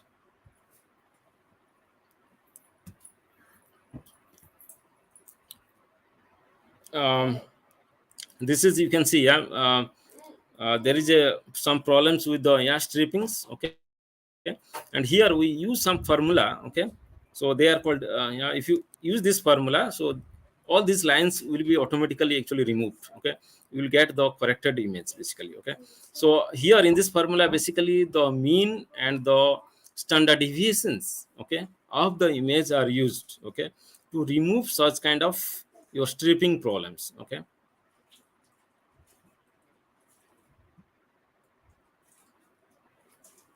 all right. And then coming to the next type of corrections, that is also a part of the geometric corrections, but yeah, technically they are called your Son angle corrections. Okay, so then we have to understand what is the Son angle corrections. Okay, Son angle corrections means when the satellite or the sensor is captured the reflectance. Okay, um, it is throughout the years it is yeah, collecting. But when you trying to analyze one image from winter seasons with respect to another image from the summer seasons, so there will be inconsistency in the brightness values, because yeah, in both the seasons you have this different solar angle. Okay, so basically it is called the, yeah, solar inclinations angle. Okay, and due to that, it also, yeah, has a effect on the your satellite image. Okay, the brightness values of the or satellite. And this is, yeah, we know that, yeah, the sun is always, yeah, changing, it is shifting from, yeah, from season to season. So therefore, yeah, your solar elevations angle is also changing. And the when the satellite data is captured, it comes with the metadata. Okay, in the metadata the students can actually, yeah, find out, okay, at different seasons like winter seasons, summer seasons, autumn seasons. Okay, for a particular, yeah, place, and in that place, okay, if you're analyzing the multi-temporal data. Okay, multi-temporal data means with respect to changes in the temporal period. Okay, uh, over a particular locations. Okay, due to the change in the solar elevation angle, it has some kind of effect in the brightness values. Okay, in the you can see in this example, in the left side, you see, yeah, there is the image does not look, yeah, good clarity.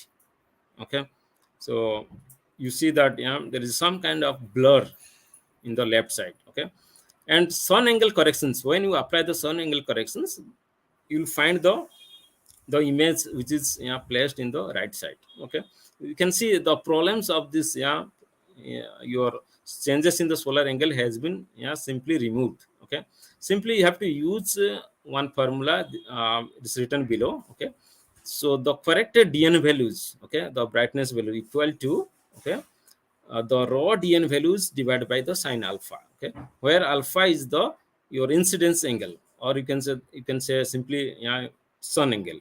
Okay, so if you divide by this, yeah, sun angle by sine alpha, okay, you are able to do the sun angle corrections. Okay, so they are very small things, but yeah, it needs some kind of knowledge to correct it.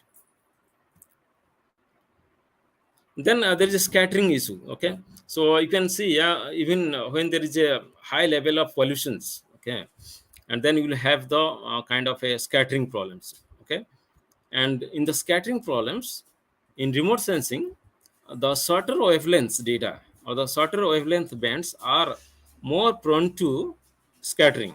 Okay, so if I compare like blue band versus the your like near infrared bands, okay, and then yeah, obviously your blue band or the green band will have the more scattering issues. Okay, so the image, the brightness looks, yeah, very blurry, you can see hazy, you can say hazy.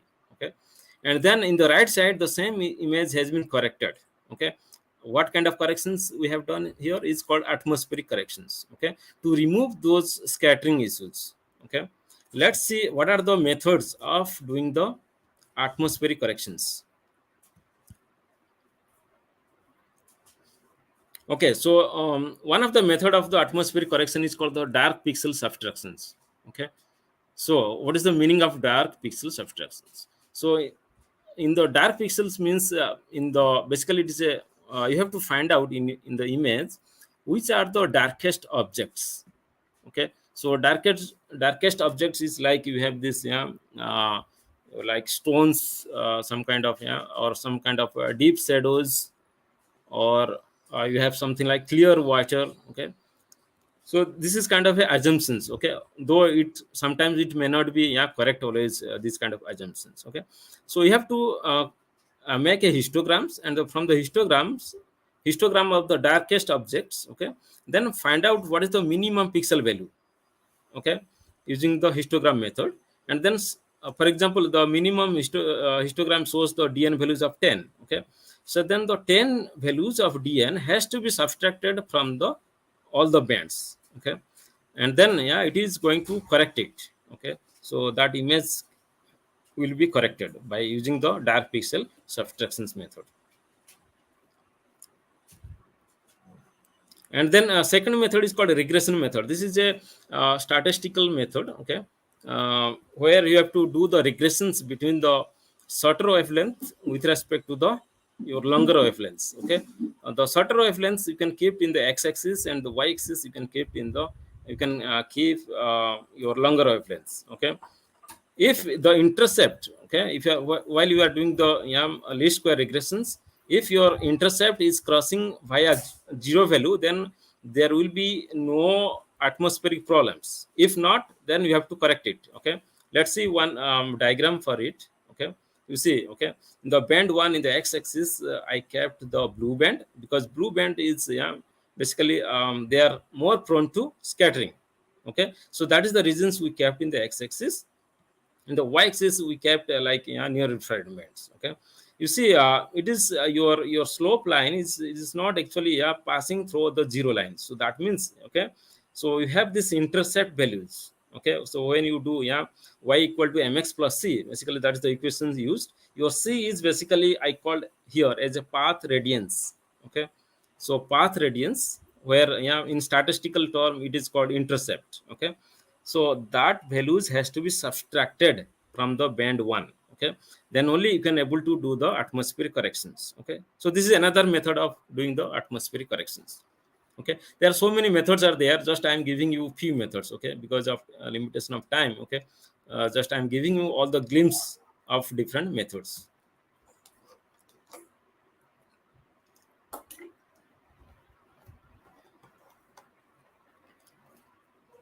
And the next method is basically we called as a empirical line methods. Okay, this is also a part of the atmospheric corrections. Okay, in the empirical line method, so we need to have the instrument. Okay, field based instrument. Okay, so here basically people are using the spectroradiometer. Okay, so if you have the spectroradiometer, then you can do the, this is also another type of corrections. Okay, in the second image you see the your black body, and then there's a white body. Okay, so black body and white bodies are kept. Okay, or you can say objects. Okay, are kept for doing the sensor calibrations. Okay, so before starting the measurements from the spectroradiometer, so you have to do the calibrations. Okay, using the dark object and the white objects. Okay, and then simply you compare between your field based reflectance and the sensor based reflectance. Make sure, okay, you are taking the data collections using spectroradiometer at the same time when the satellite is passing. Okay, if for example satellite has passed 10 days before and you are taking the data today, then this method is not correct anymore. Okay, so you have to make sure they have taken at the same time. Okay, then you try to find out the your actual offset, or you can say the intercept, and then you can if you are subtracting the intercept values from the image, then that will be another type of corrections. I hope that is correct. That is clear now. So one of the sophisticated method of atmospheric correction is called the RTM model. Okay, so they are it is called the radiative transfer model. Okay, RTM stands for radiative transfer model. Okay, so this is the most sophisticated method of doing the atmospheric corrections. Okay, and this is based on several algorithms you'll find in the your software. Okay, what fundamental data it asks, okay, when you want to do the RTM. Okay, one data is called the atmospheric characteristics, like what is the atmosphere moisture content, what is the atmospheric your temperature, okay, atmospheric humidity level. So all this kind of atmospheric information has to be has to be given to the software, okay, for doing these corrections. And also what is the date of data, satellite data acquisitions. Okay, when the satellite data has been captured, what is the altitude of that, when the data was captured, altitude, what is the elevations data, what is the atmospheric models. Okay, there are several standard atmospheric models are there, one has to use from those models. Okay, and some of the your RTM models are named as Lotran 7, Motran 4. Okay, these first two are very old model, like 1970s 80s time. Okay, and then this is Atrim Atcar 6S, the second simulations of the satellite signal in the solar spectrum. Okay, this is the another kind of your radiative transfer model. And then flash. Okay, the flash you will find in the NV software. Those who has used the NV, okay, they know that there is a flash module for doing the atmospheric corrections. And then I think ATCAR is it is there with the ADAS imaging. Okay, so that means various software has various image processing software has this kind of module for doing the radiative transfer model. um, the next part is related to image contrast enhancement. Okay, so basically in the image you will find I'm switching to another topic. Okay, the contrast, how to manage the contrast of the satellite image. So sometimes you will have the like low contrast image, you will see left side low contrast.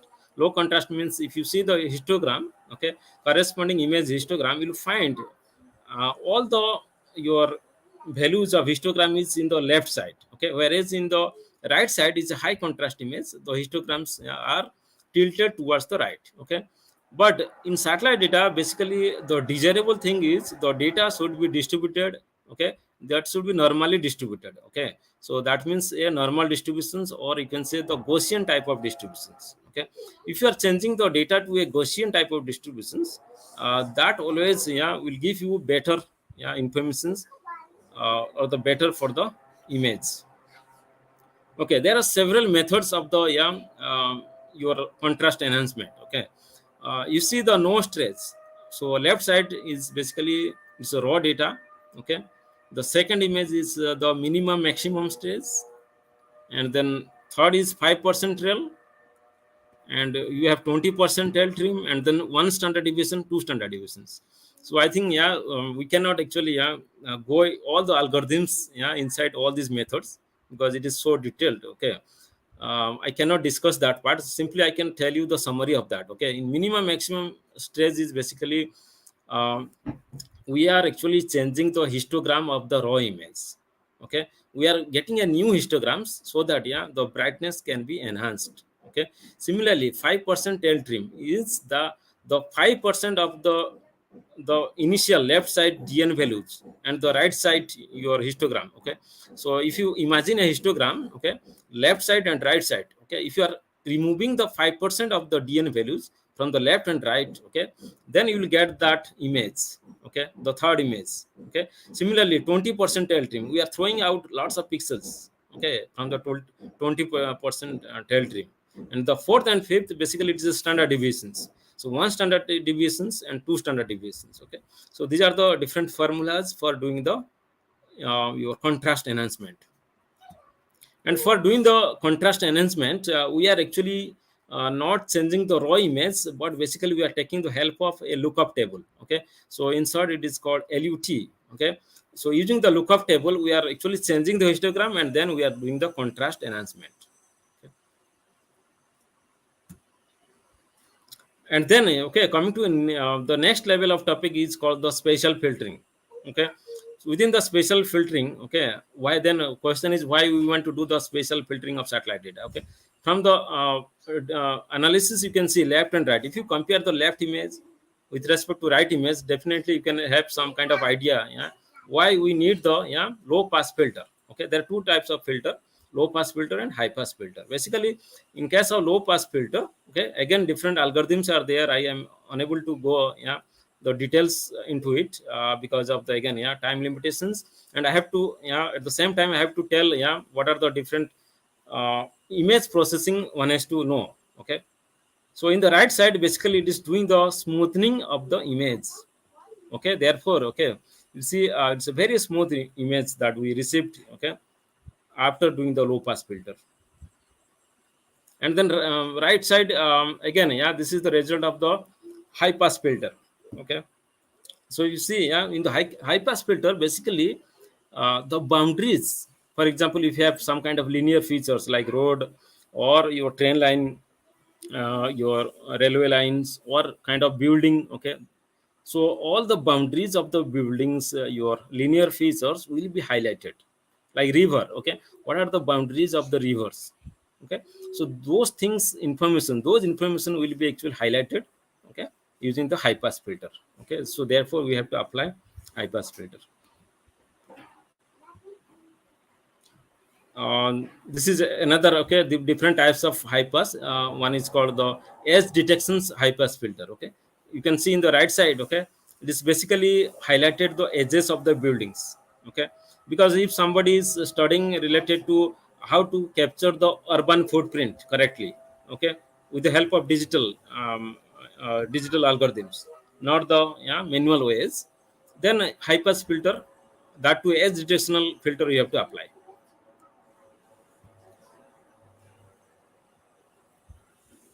Then creating the FCC and, yeah, different composites. Okay, false color composite, true color composite, and different types of false color composite. Okay, that is also, yeah, another type of image processing where you can, yeah, enhance some of the features, and at the same times you can suppress some of the features. Coming to image transformation, again, yeah, there are different types of image transformations. So I am not actually, there are so many lists are there. Just I took only three. Okay, image arithmetical operations. Okay, principal component transformations, or you can say PCA, principal component analysis, image fusions. Okay, these are the yeah, image transformations. So then, what is the meaning of image transformation? Okay, so that means we are getting some new output, which is a combination of different bands.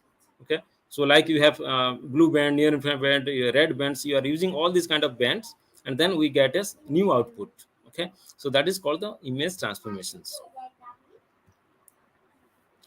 Okay, within the image transformations, one is called the concept of indices. Okay, many those who have already started working remote sensing, they know, yeah, like NDVI. I am sure that they have heard about the NDVI. So that is a part of the concept of your vegetation indices. Okay, so there are so many vegetation indices like SAVI, okay, soil adjusted vegetation index.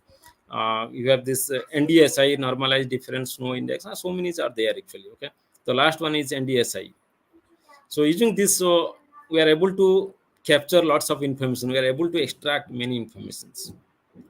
And then PCA, so that is basically your principal component analysis, where we have to, yeah, calculate the orthogonals like PC1. Okay, so we have the scatter. Okay, your feature scatter, and then feature scatter you have to get the PC1, and then orthogonal to PC1 you have to calculate the PC2. Okay, so that is called principal component 1, principal component 2, principal component 3, so on. You can actually get all these kind of components, principal components.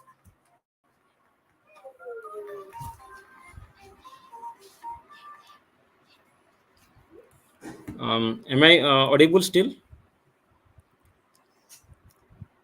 Yes, sir. Yes, yes, you're Okay. audible. Okay, because there was call in my mobile, so Sometimes the net actually disconnected because of call. Yeah. No issues, sir. Okay. Okay, so I'll continue. Here you see the different bands like band 1, band 2, band 3, band 4 of any satellite. Okay, and then if you calculate the principal components from all these bands, you get this is the results: principal component 1, principal 2, 3, 4, and 5. Okay, as we are moving principal component 3, after 3 you see there is a lots of noise. So that means only first few components like 1 and 2 and 3, okay, they are more important for doing the analysis. Okay, so basically in principal component analysis, this is more useful in hyperspectral data analysis, because in hyperspectral we have almost 240 bands. It is very difficult to visualize all these 240 bands. So simply there, we need to convert all these bands to principal components, and then we try to analyze we get the best variance in the image in the first few components uh, of the principal component. So this is also another way, where you have many data, and you can do some kind of data reduction. So basically, therefore the principal component analysis is called a data reductions method. Okay, where you are reducing the data dimensions. And then the image fusions. Okay, this is also a part of the image transformations. Then we need to understand what is image fusion. In image fusion, so actually we have this panchromatic data. Okay, we know that the panchromatic data has a very high spectral resolutions. Okay, but it has very low spectral resolutions, whereas in multispectral bands it is other way around. That means in multispectral data you have low spatial resolutions but high spectral resolutions. So we are actually combining both panchromatic image with the multispectral to get the fused image, where you will get high spectral resolutions and high spatial resolutions. Okay, so that is the concept of image fusions. There are so many methods are there. One of these, I think, this is a Broveri transformation method. Okay, where you have to multiply your dn values of multispectral data with respect to the panchromatic data, and then you will get the fused image. Okay, and the fused image always it has better informations. I think next is classifications. If I do not have time, then I may actually skip. Is up to the organizers whether how much time I will have. Mm, Dr. Porida, you have 10 15 minutes you have, because not many questions are there, so you can continue. Okay, okay, all right. Okay, so the next part is basically the image classifications. There are broadly they are classified supervised classifications and then unsupervised classifications. So in the supervised classifications, again we have different algorithms, like for example minimum distance classifier and maximum likelihood classifications. Similarly, parallel piped classifications. Okay, there are so many algorithms are there. Similarly, in case of unsupervised classifications, we have like k-means and clustering and iso data clustering. Okay, so these are all different algorithms are being to use for the image classifications. Okay, so the last phase of my presentation is related to applications. Okay, like what are the different applications we can do, especially in the agriculture sectors. And your today's webinar is basically focusing on the agriculture part, and therefore I thought that I can show some of the examples of how all this kind of knowledge of remote sensing can be connected to the agriculture. Okay, this is some you can say the case study. Okay, so case study, the SAR data, like the data we analyzed optical data as well as the SAR data. Okay, from the Sentinel. Okay, this is some area over in Jharkhand. Okay, we are taken some agriculture area, and this is the SAR data processing. Okay, we have the raw data, and then we have to do thermal noise corrections, speckle filtering, radiometric calibrations, Cheran corrections. You can see, these all are the standard corrections one has to do for the SAR data. Okay, and I think this slide itself is a 1 hour lecture. So to understand all these type of things. Okay, what is thermal noise, what is speckle filtering. So therefore, just I'm giving you some kind of highlights that one can actually focus at later stage when they have the time.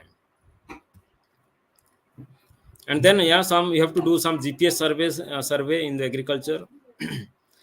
Those who are working in the agriculture, they know the crop cutting experiments, okay, CCE, okay. All these are the field based data collections, okay. You take the GPS points, you fix your dimension of the plot and you harvest it and try to calculate what is the yield, okay, from a fixed dimensions, okay, whether it's 10 meter by 10 meter or other things. And there is some instruments you can use. In the left side you see one instrument, this is called handheld chlorophyll meter, okay. This is the instrument we have in our lab also. Our students actually take and they try to collect all this chlorophyll content. So for example, what is the chlorophyll content of the paddy leaves, okay. What is the nitrogen content of the paddy leaves, okay. We try to compute all this, try to calculate all this data in the field. And then we try all this data, we try to compare all this like chlorophyll content with the satellite data, okay. From the satellite based also we try to compute the chlorophyll, and then we try to compare how much accuracy we have between the satellite and the field based data. So this is the LULC map, land use land cover map classifications. The right side based on the random forest classification. So random forest classification is a part of the machine learning algorithms, okay. And we are able to see it's a good accuracy between something like 88% of accuracy with respect to the field data. And so that means the classified image give you where are the presence of paddy crops. The Jharkhand has or West Bengal has mostly dominated by the paddy crops, so we are able to find out the spatially presence of paddy crops. This is also calculated via SAR data, so there are quite similarity between the optical data and the SAR data. And then this figure shows the paddy, okay, the spatial coverage of paddy with respect to the optical versus SAR data. Right side is the SAR data, okay. So this means from this map you are able to calculate what is the acreage, okay. You can do the estimation of acreage, how much total area under a particular districts, okay.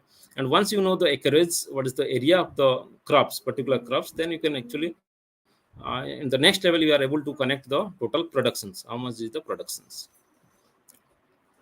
This is the yield actually, okay. So the paddy yield at one district, okay, we are using some methods, we calculate the yield, and then we are specially showing the how much is the yield.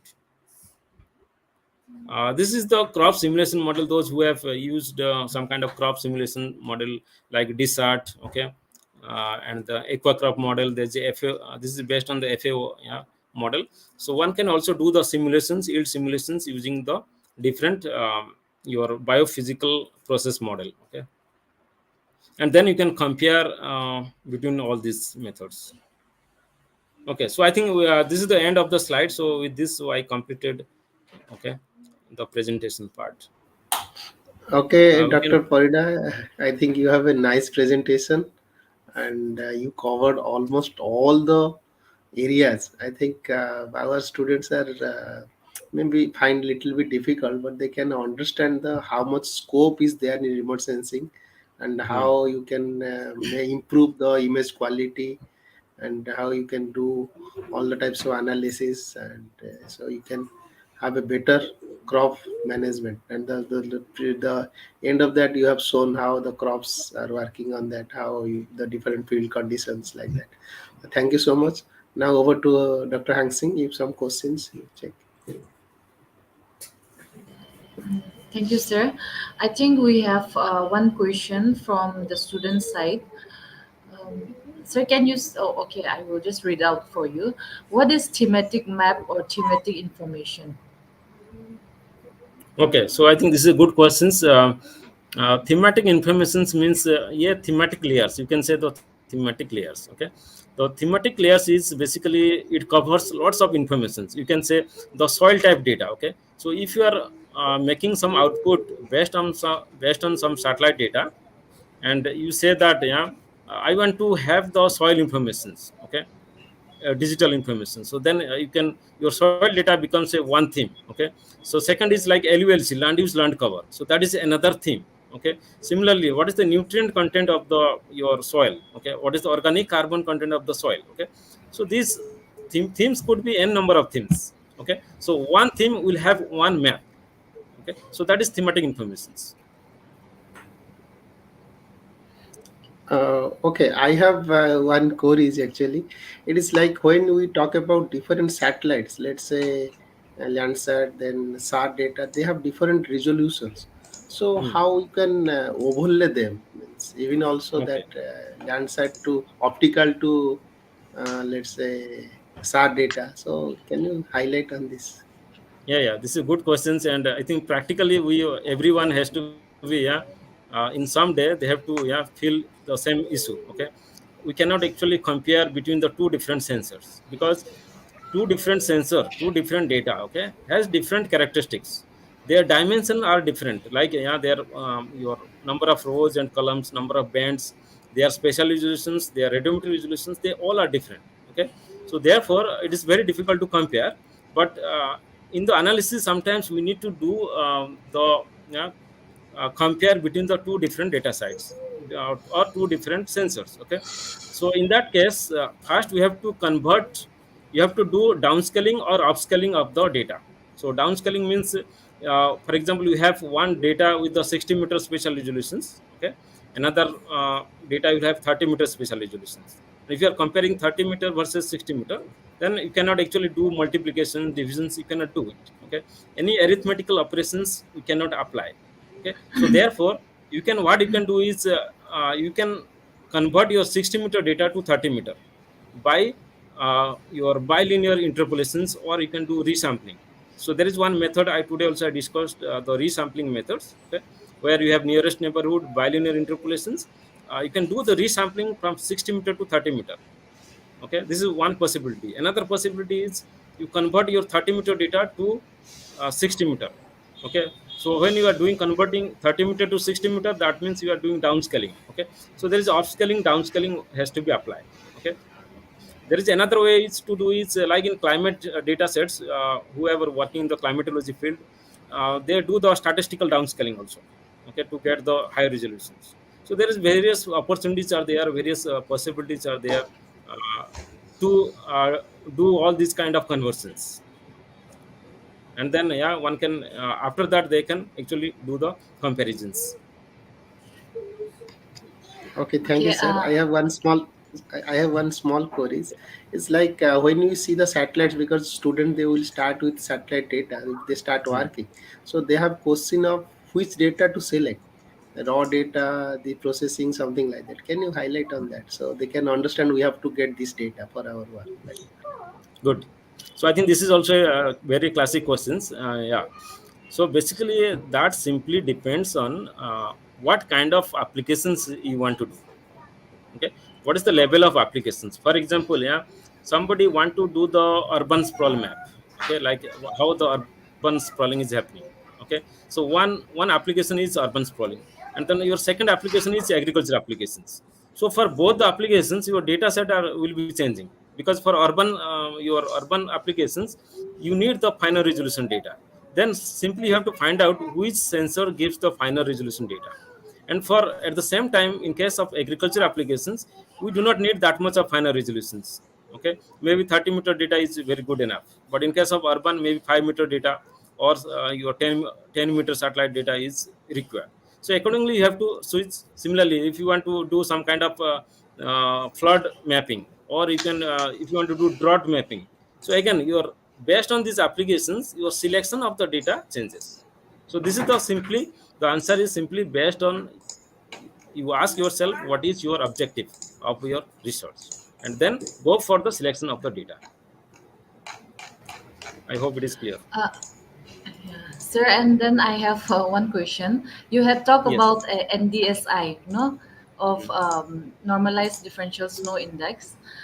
There, like it is assumed that the green and NIR bands are not affected by atmospheric condition, but it is Hmm. impact of the reflectant values. But will for areas with dense vegetation, where the green reflectance can be influenced by vegetation rather than snow. Okay. For NDSI, I think these are the some bands which are actually selected, or the formula is fixed based on its sensitivity of the bands. Okay, so first all these bands, any kind of bands like NDVI or NDDI, any kind of bands, so they first look what is the sensitivity of that bands, like reflectance sensitivity with respect to some like snow or kind of vegetations. Okay, so in case of particularly NDSI, they use green and then sort of infrared. The sort of infrared SWIR, they are actually very moisture sensitive. Okay, so because of the moisture sensitivity, they actually, when we do the NDSI to highlight the snow cover areas, then that gives the better result. So that's why they actually, taken the green and SWIR.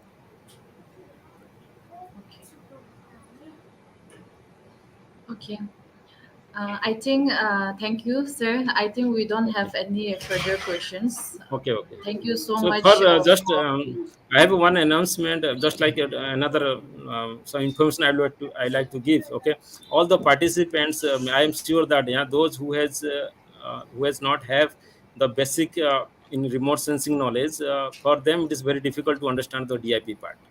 Okay, because digital image processing, it comes it is mostly we give this lecture in the second semester of the students, like whoever covered the basic of that. So if such students are there, definitely, yeah, it is I am sure that, yeah, they will feel very difficulty to understand this. Okay, and for them, maybe, yeah, the organizations may, yeah, uh, maybe, yeah, find out another sessions for covering the basic part. Otherwise, yeah, it's okay. Yeah.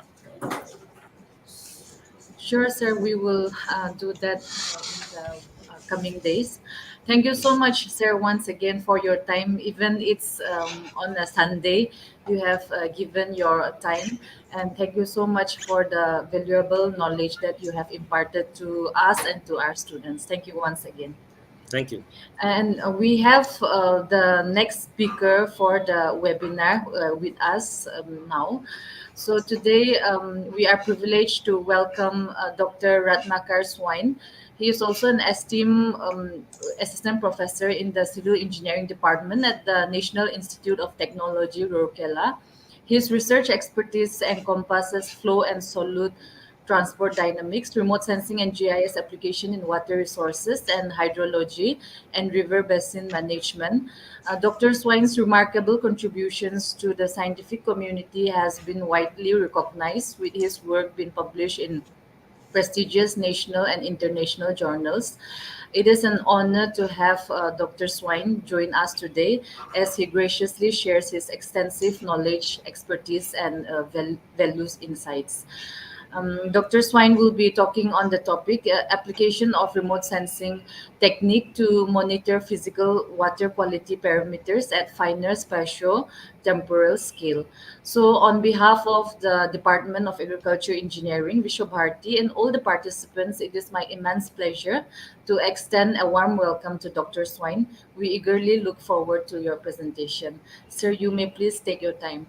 Thank you. Good afternoon, madam. Good afternoon, everyone. Thank you, madam, for the nice introduction. And thank you, Swain sir, Kishore Swain sir, for the invitation. I want to share my presentation. You go to present. Present is written in the downstairs. You can see present. Yes, yes.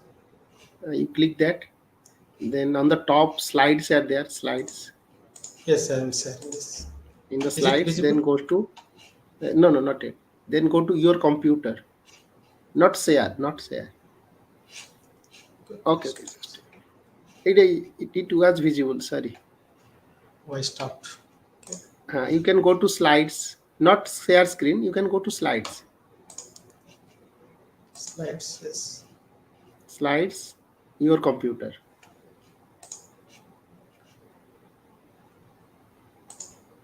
So you can directly upload the file. So it will be no issue.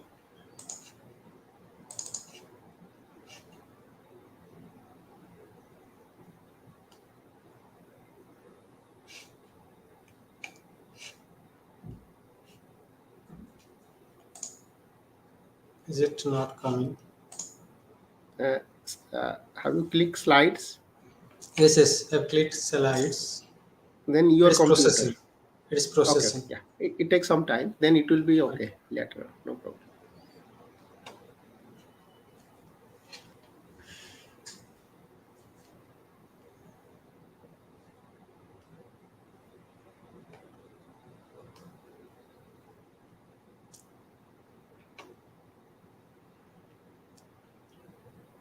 Yes, come. It's coming. Yes, Okay. yeah. Okay, sir. I would like to give my talk on this application of remote sensing technique to monitor physical water quality parameters at finer spatiotemporal scale. So here actually physical parameters means we will talk about only turbidity and TSS. How through remote sensing we can monitor at various finer spatiotemporal scale. Usually we know this. Okay. River cleaning is a major challenge already we know, and for that we need to identify the pollution sources in the river in the real time. So, for an example, this study is about the Brahmani River, and it is highly polluted river in Odisha. And also, you can say the Eastern India, it is highly polluted river because of many industries. Approximately 37 industries are there, major industries, and many more minor industries are there. 37, including 7 mines. All of you know that the State Pollution Control Board, they measure the pollutants and they report to the CPCB. But they measure at monthly scale. Monthly one data they collect, and they follow the conventional laboratory sampling, field sampling, then measurement at laboratory. So which is no doubt it's accurate, but at finer spatial temporal scale, if we need, we may follow some other technique. Because the monthly one data, we cannot identify the source.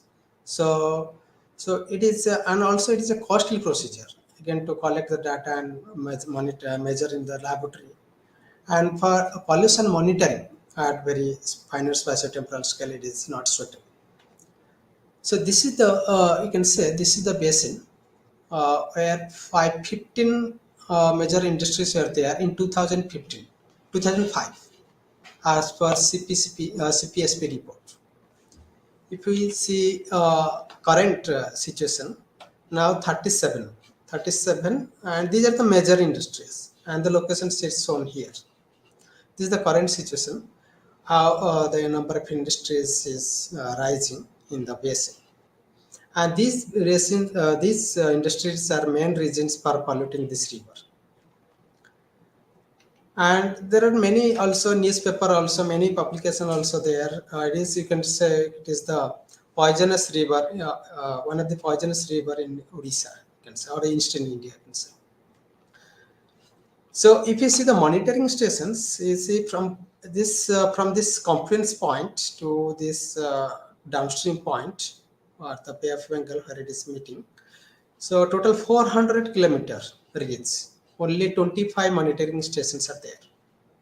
You can see the monitoring stations, number of monitoring stations, and the locations are shown here.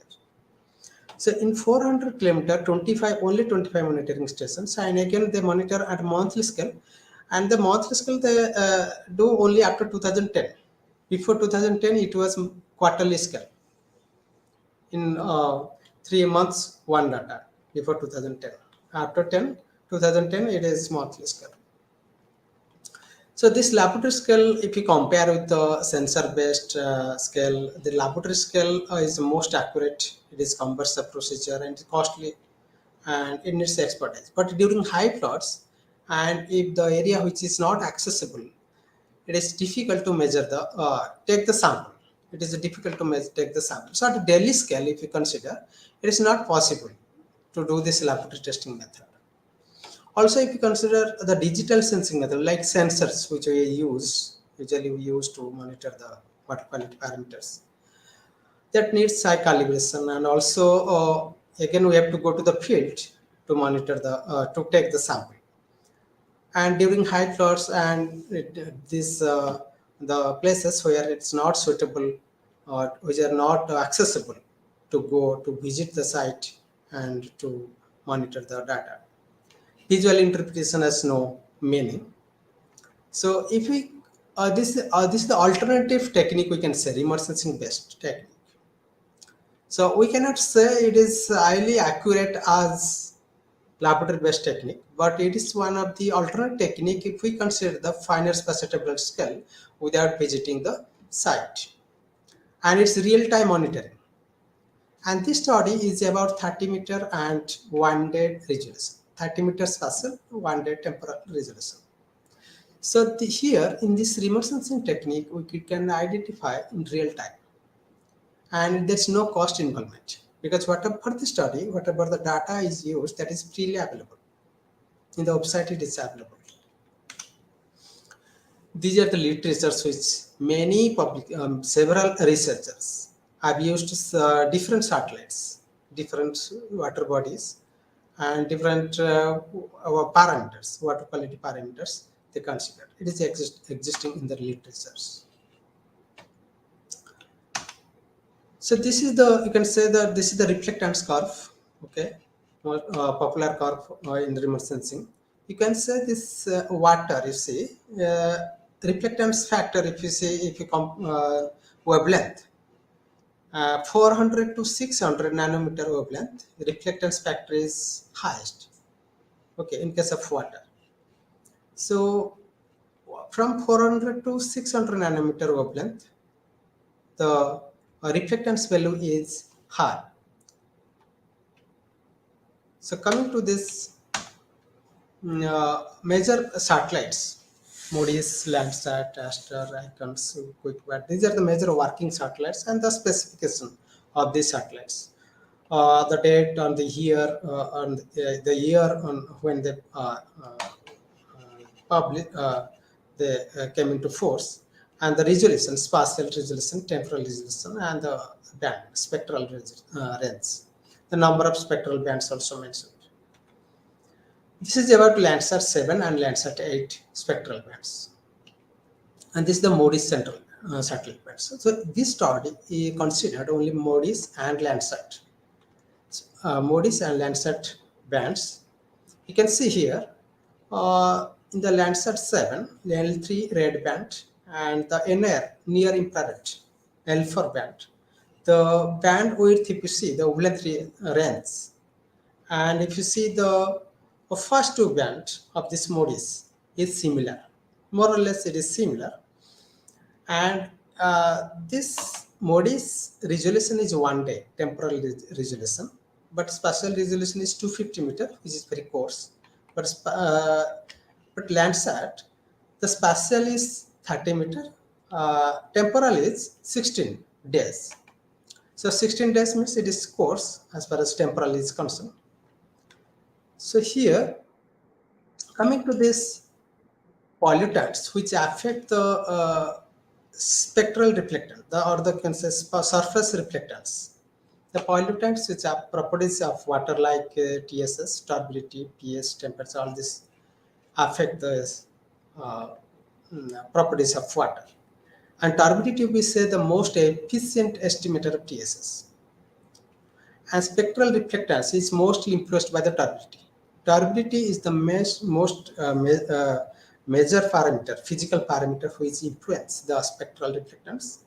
And from turbidity, the TSS can be calculated. There is a relationship, and already literature is there.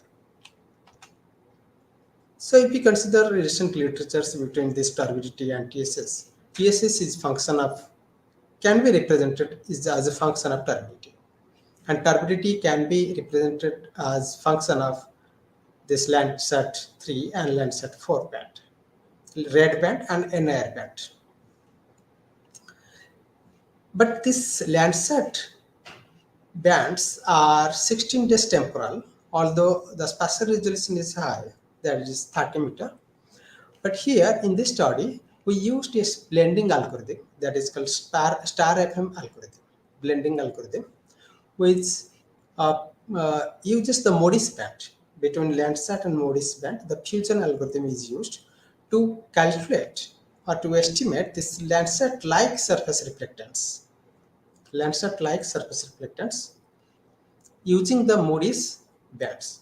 And here one criteria is that in the star FM algorithm we can use if the spectral band wavelength range is same, spectral characteristic is same, means wavelength range is same.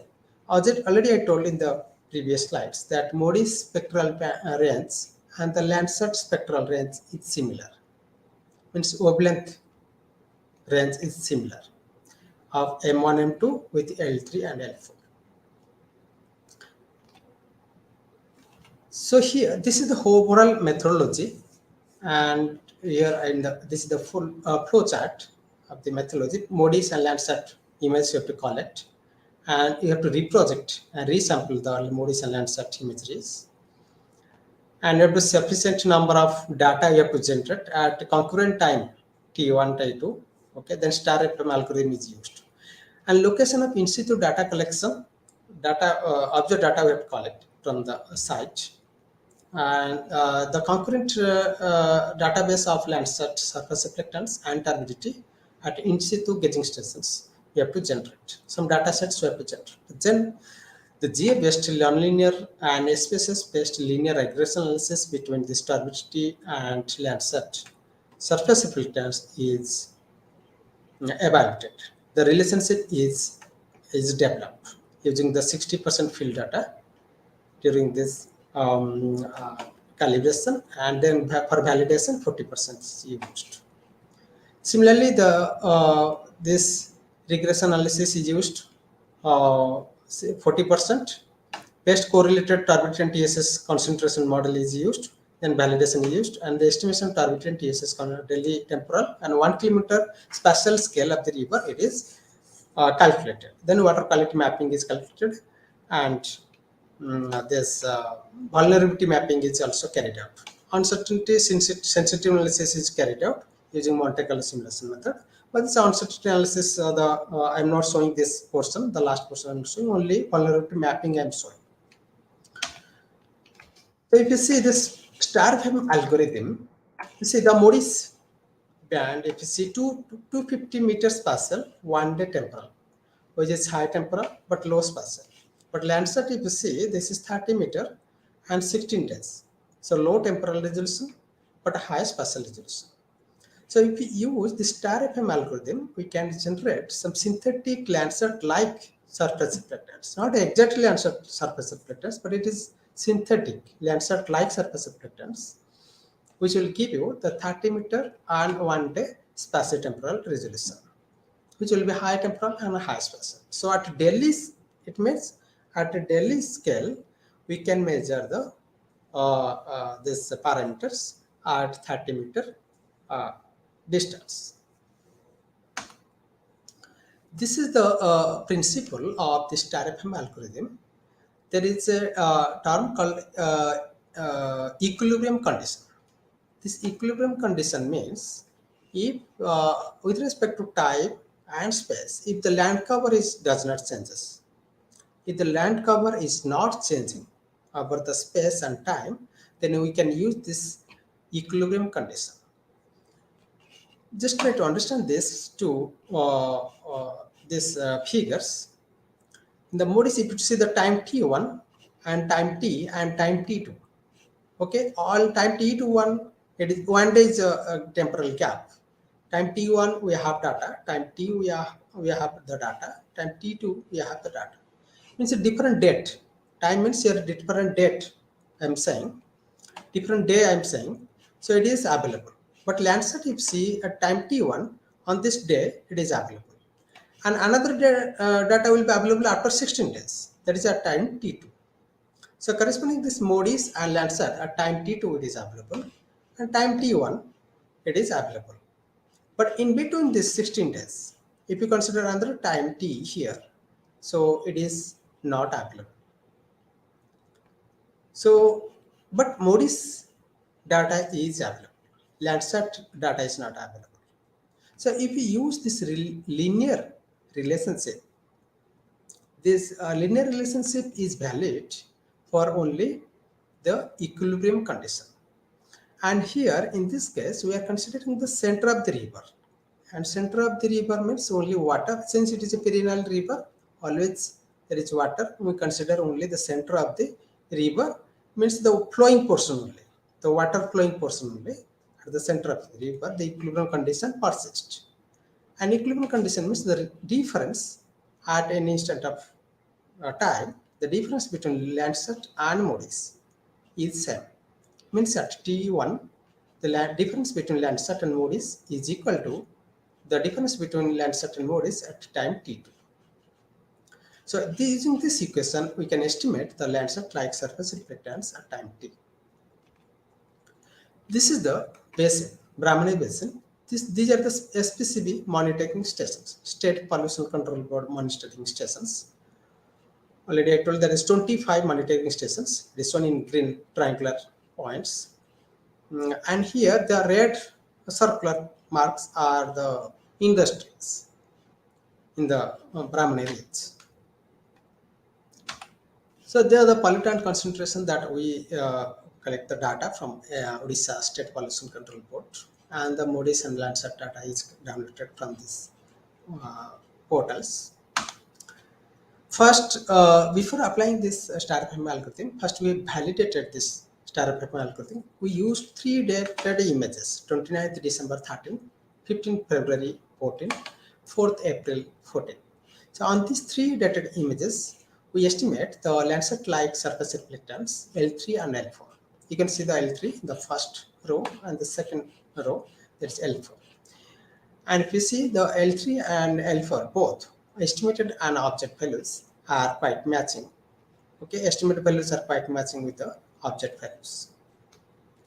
That's why after validating this, and if you see the performance evaluation measures like NSC, R square, IOA index of agreement, RMSE values, then we can see this value varies from 70% to 83%. This for calibration and validation. During this calibration and validation for this L3 and L4, and you can see this 70% to 83% NSC value, and R square value varies from 0.72 to 0.83. Okay, using the genetic algorithm, nonlinear regression analysis and species-based regression analysis combinedly integrating both, we developed the formulation between TSS and turbidity using the object data at 25 monitoring stations over the data from 2007 to 2015. 2007 to 2015. And we found this relationship, and this relationship is below, when turbidity is below 50 NTU, the relationship is given here. When it is between 250 to 200, one relationship, and when it is more than 200, it's high turbidity, another relationship is valid. We found 3 relationships at 3 turbidity values. And between turbidity and L3, L4, Landsat surface, Landsat-like surface reflectance, that L3, L4. This is the real L3, L4, not Landsat-like. This is the real L3, L4. First, we develop the formulation, and this L3, L4, we took the combinations of different combinations, possible combinations: L3, L4, L3, L4, L3 into L4, L3 by L4. Okay, different combinations we took, and we developed these formulations using both GA and regression analysis combined. And these formulations are validated here. You see this turbidity during calibration and validation. Both are estimated and this is the scattered plot I'm showing. And you see this is the, when the turbidity is little higher, the estimated value is closely matching with the object value, but when it is little lower turbidity values are slightly deviating from object values. So it means we'll get the accurate result if the river is highly turbid. For highly turbidity means high turbidity concentration, this method can give more accurate results. And if you see the performance evaluation measures, if you see the performance evaluation measures here, NSW, R square, IOA, and RMSE, you see the turbidity is varies from on an average it is around 80 to 90%, 85%, 84 to 86% you can say. R square varies from 0.85 to 87, approximately 87, 88. So this performance evaluation shows that you can use these formulations can be used for estimating the TSS and the turbidity. And then after evaluating this the equations, the model which we have developed, we estimate this TSS and turbidity at 1 kilometer distance from this sunk coil confluence point, from this point to this Jenapur.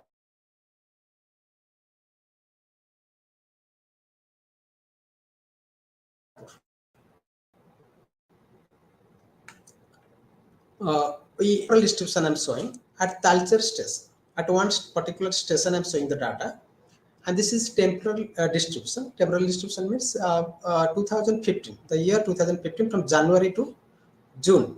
From January to June, we have taken. It is actually I think May end. We have taken 31st May. We have taken from January to 31st May. You can see the data, and these black dots are the observed data. That was monthly scale.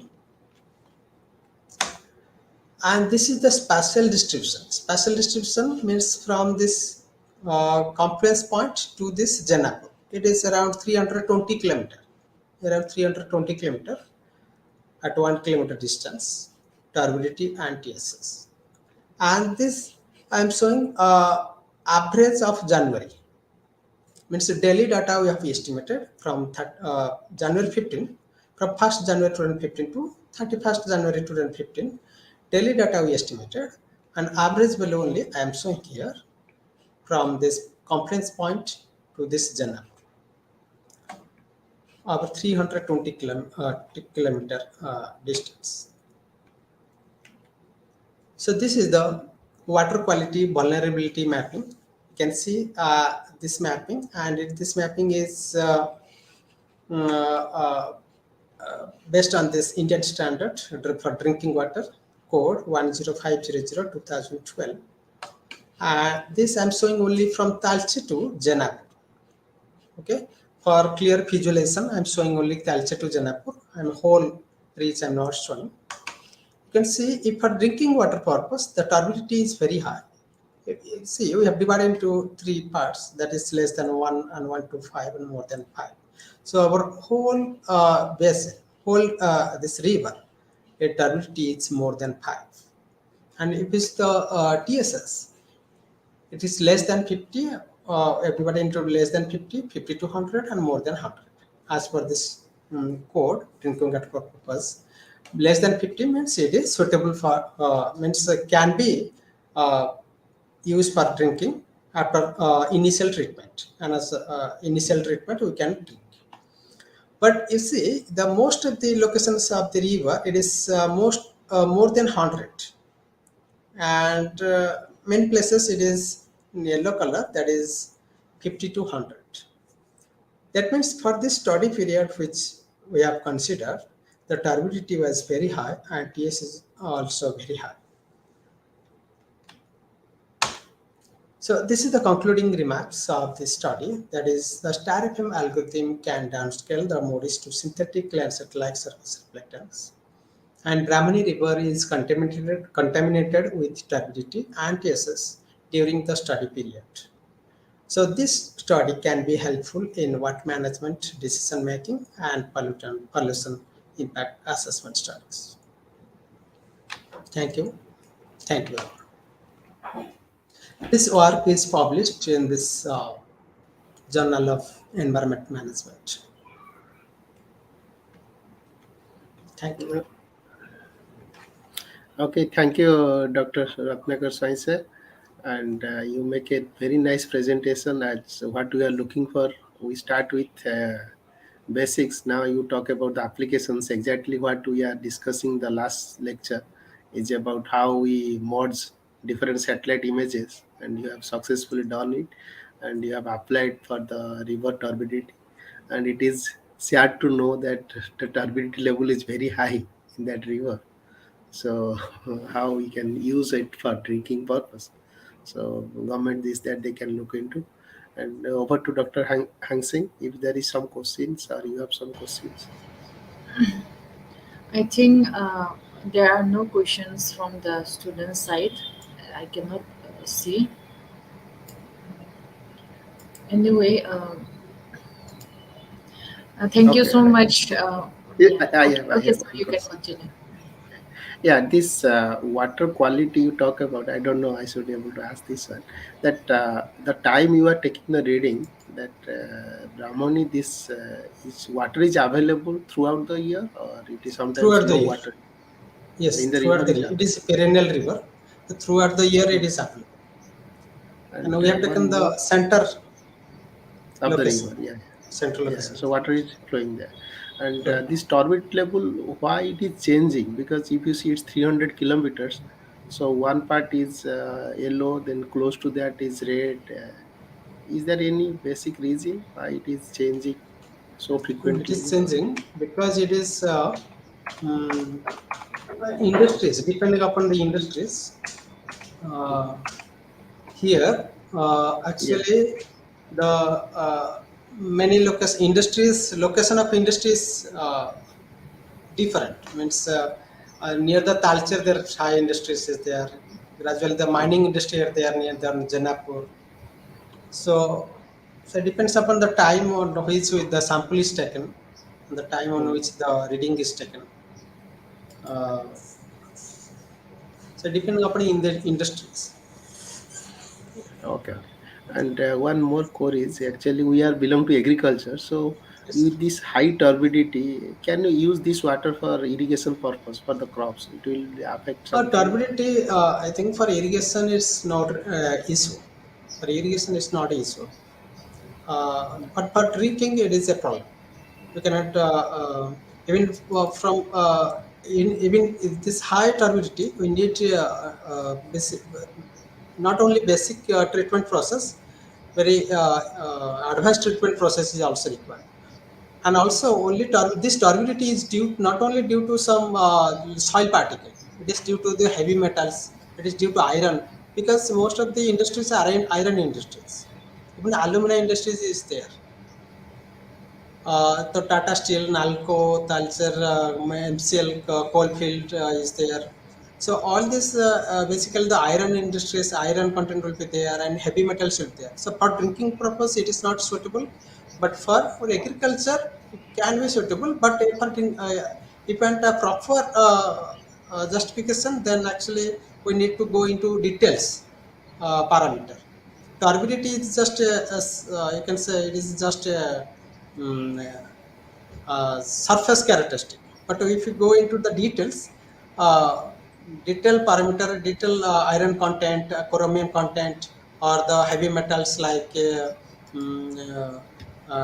cadmium, zinc, all this also we have to look into this. Arsenic. So then only we can say whether we can use, and then magnesium, all this thing, the nutrient also. So everything includes in the turbidity. Okay, thank you. Over to Hansi. Okay, thank you. I think this we have come to the end of the session. Thank you so much, sir. Even on Sunday, you have given your valuable time to us, and we are really thankful. And then I hope your lecture will be a window for the students, especially for the students and researchers in our institution for their further research. And thank you so much once again. We will may we cross our paths again in the coming future to have more of this kind of sessions again. Thank you once again. Thank you, madam. Thank you, sir. I think now it's time we have come to the end of our webinar. So I give time to Dr. Kishore Swine for the vote of thanks. Okay, thank you, ma'am. We reach end of this webinar, and let me tell you, as we have the number of registration was high, so in the last moment we have to change from the Google Meet to this YouTube live. Some students maybe not comfortable; they could not communicate directly. I do apologize for that, but I hopefully know that it is in a blessing in disguise that its YouTube live will be available for future reference. They can see these things, and if they miss some part, also they can overlook it, and it is. Hopefully it will help to them. And about the presentations, I can say like we have somehow tried to make it the best use of the time. Like we start with the introduction of the GIS informatics, then we to go to the high level of digital image processing. Though our student may find little difficult because they have to start with. So somehow, but they know the scope of this image processing, remote sensing, and professor has explained very nicely how you can take into different stages. Then we end of our last presentation, not the least presentation, Dr. Swai, he present a field application, so we can know where we are applying, how much we are applying, and how this technology is really helping us to identify the issues. And exactly he find out which areas there is problem, so which industry they are giving the pollutant materials to the river, so they can, government and other organization, they can take care to clean the water. And he clearly explained that okay, this is not going to affect our crop, more or less not affect, so we can go for irrigation and other things. So hopefully the students will find interesting. Coming to this formal vote of thanks, let me tell thank to our speakers, convey my special thank to all the speakers, Miss Malini Hensby, Dr. Vikas Ranjan Porida, and Dr. Ratnakar Swai for their valuable contribution. They come in time, make nice presentation, clarify all the issues raised by the participants, and for their time for this webinar. I also like to convey my gratitude to all the participants to sit so long hours and raise the questions and patiently listen to us, and hopefully that will be helpful to them. As it is my pleasure to inform you, we have nearly 150 registered participants. So numbers was during participation, I was looking at some are going, coming like that. But so we have around 150 people so interest in this webinar. So in the feedback, we will know how they know these things, and what are the future we can look into. I also like to thank Professor Arun Kumar Barik. He was there in the beginning. He he's always there in the end, and he is the head of the of Department of Agriculture Engineering, and he is also principal of Institute of Agriculture, Policy Bhavan Viswabharati, for his continuous guidance, support, getting the webinar approved by the university. So I sincerely thank to him. During summer vacation, he take this initiative so that students can learn something during their vacation time. I also like to thank Vishwabharati administration to allow us to conduct this webinar, and give their support throughout this webinar organization. And well, I also like to thank my colleague, Dr. Langthing Hang Singh, to be always there for this seminar, for this webinar, and help in all means to make it organized and make it successful. I also like to thank Dr. D.S. Thackeray and other colleagues of Institute of Agriculture to help, more or less help support to organize these types of AMI seminar, and give students learn some of the ideas during this basics of geoinformatics applications in agriculture. So all I can mention that they've I miss someone, all their support. Yeah, of course, I also thank to SteamAd and YouTube to make this successful, and hopefully our students can get this YouTube live. They can use in the future also.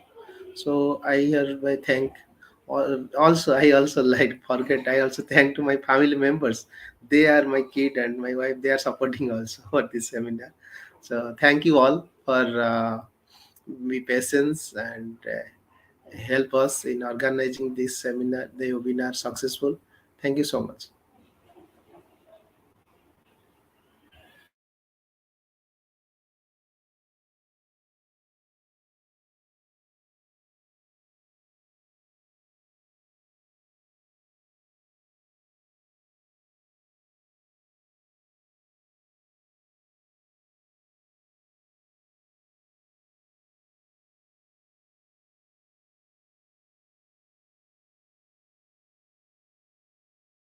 Just a second. I give Thank the link for feedback. So it will be in this link. Just a minute. So you can fill the feedback form.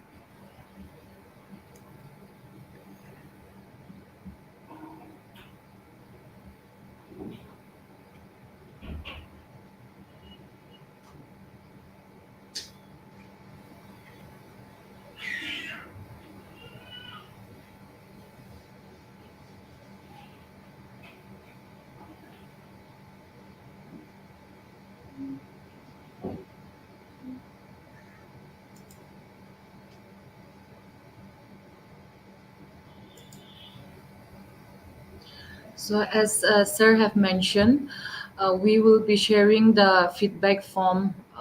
So, all the participants are kindly requested to fill the feedback form from your end.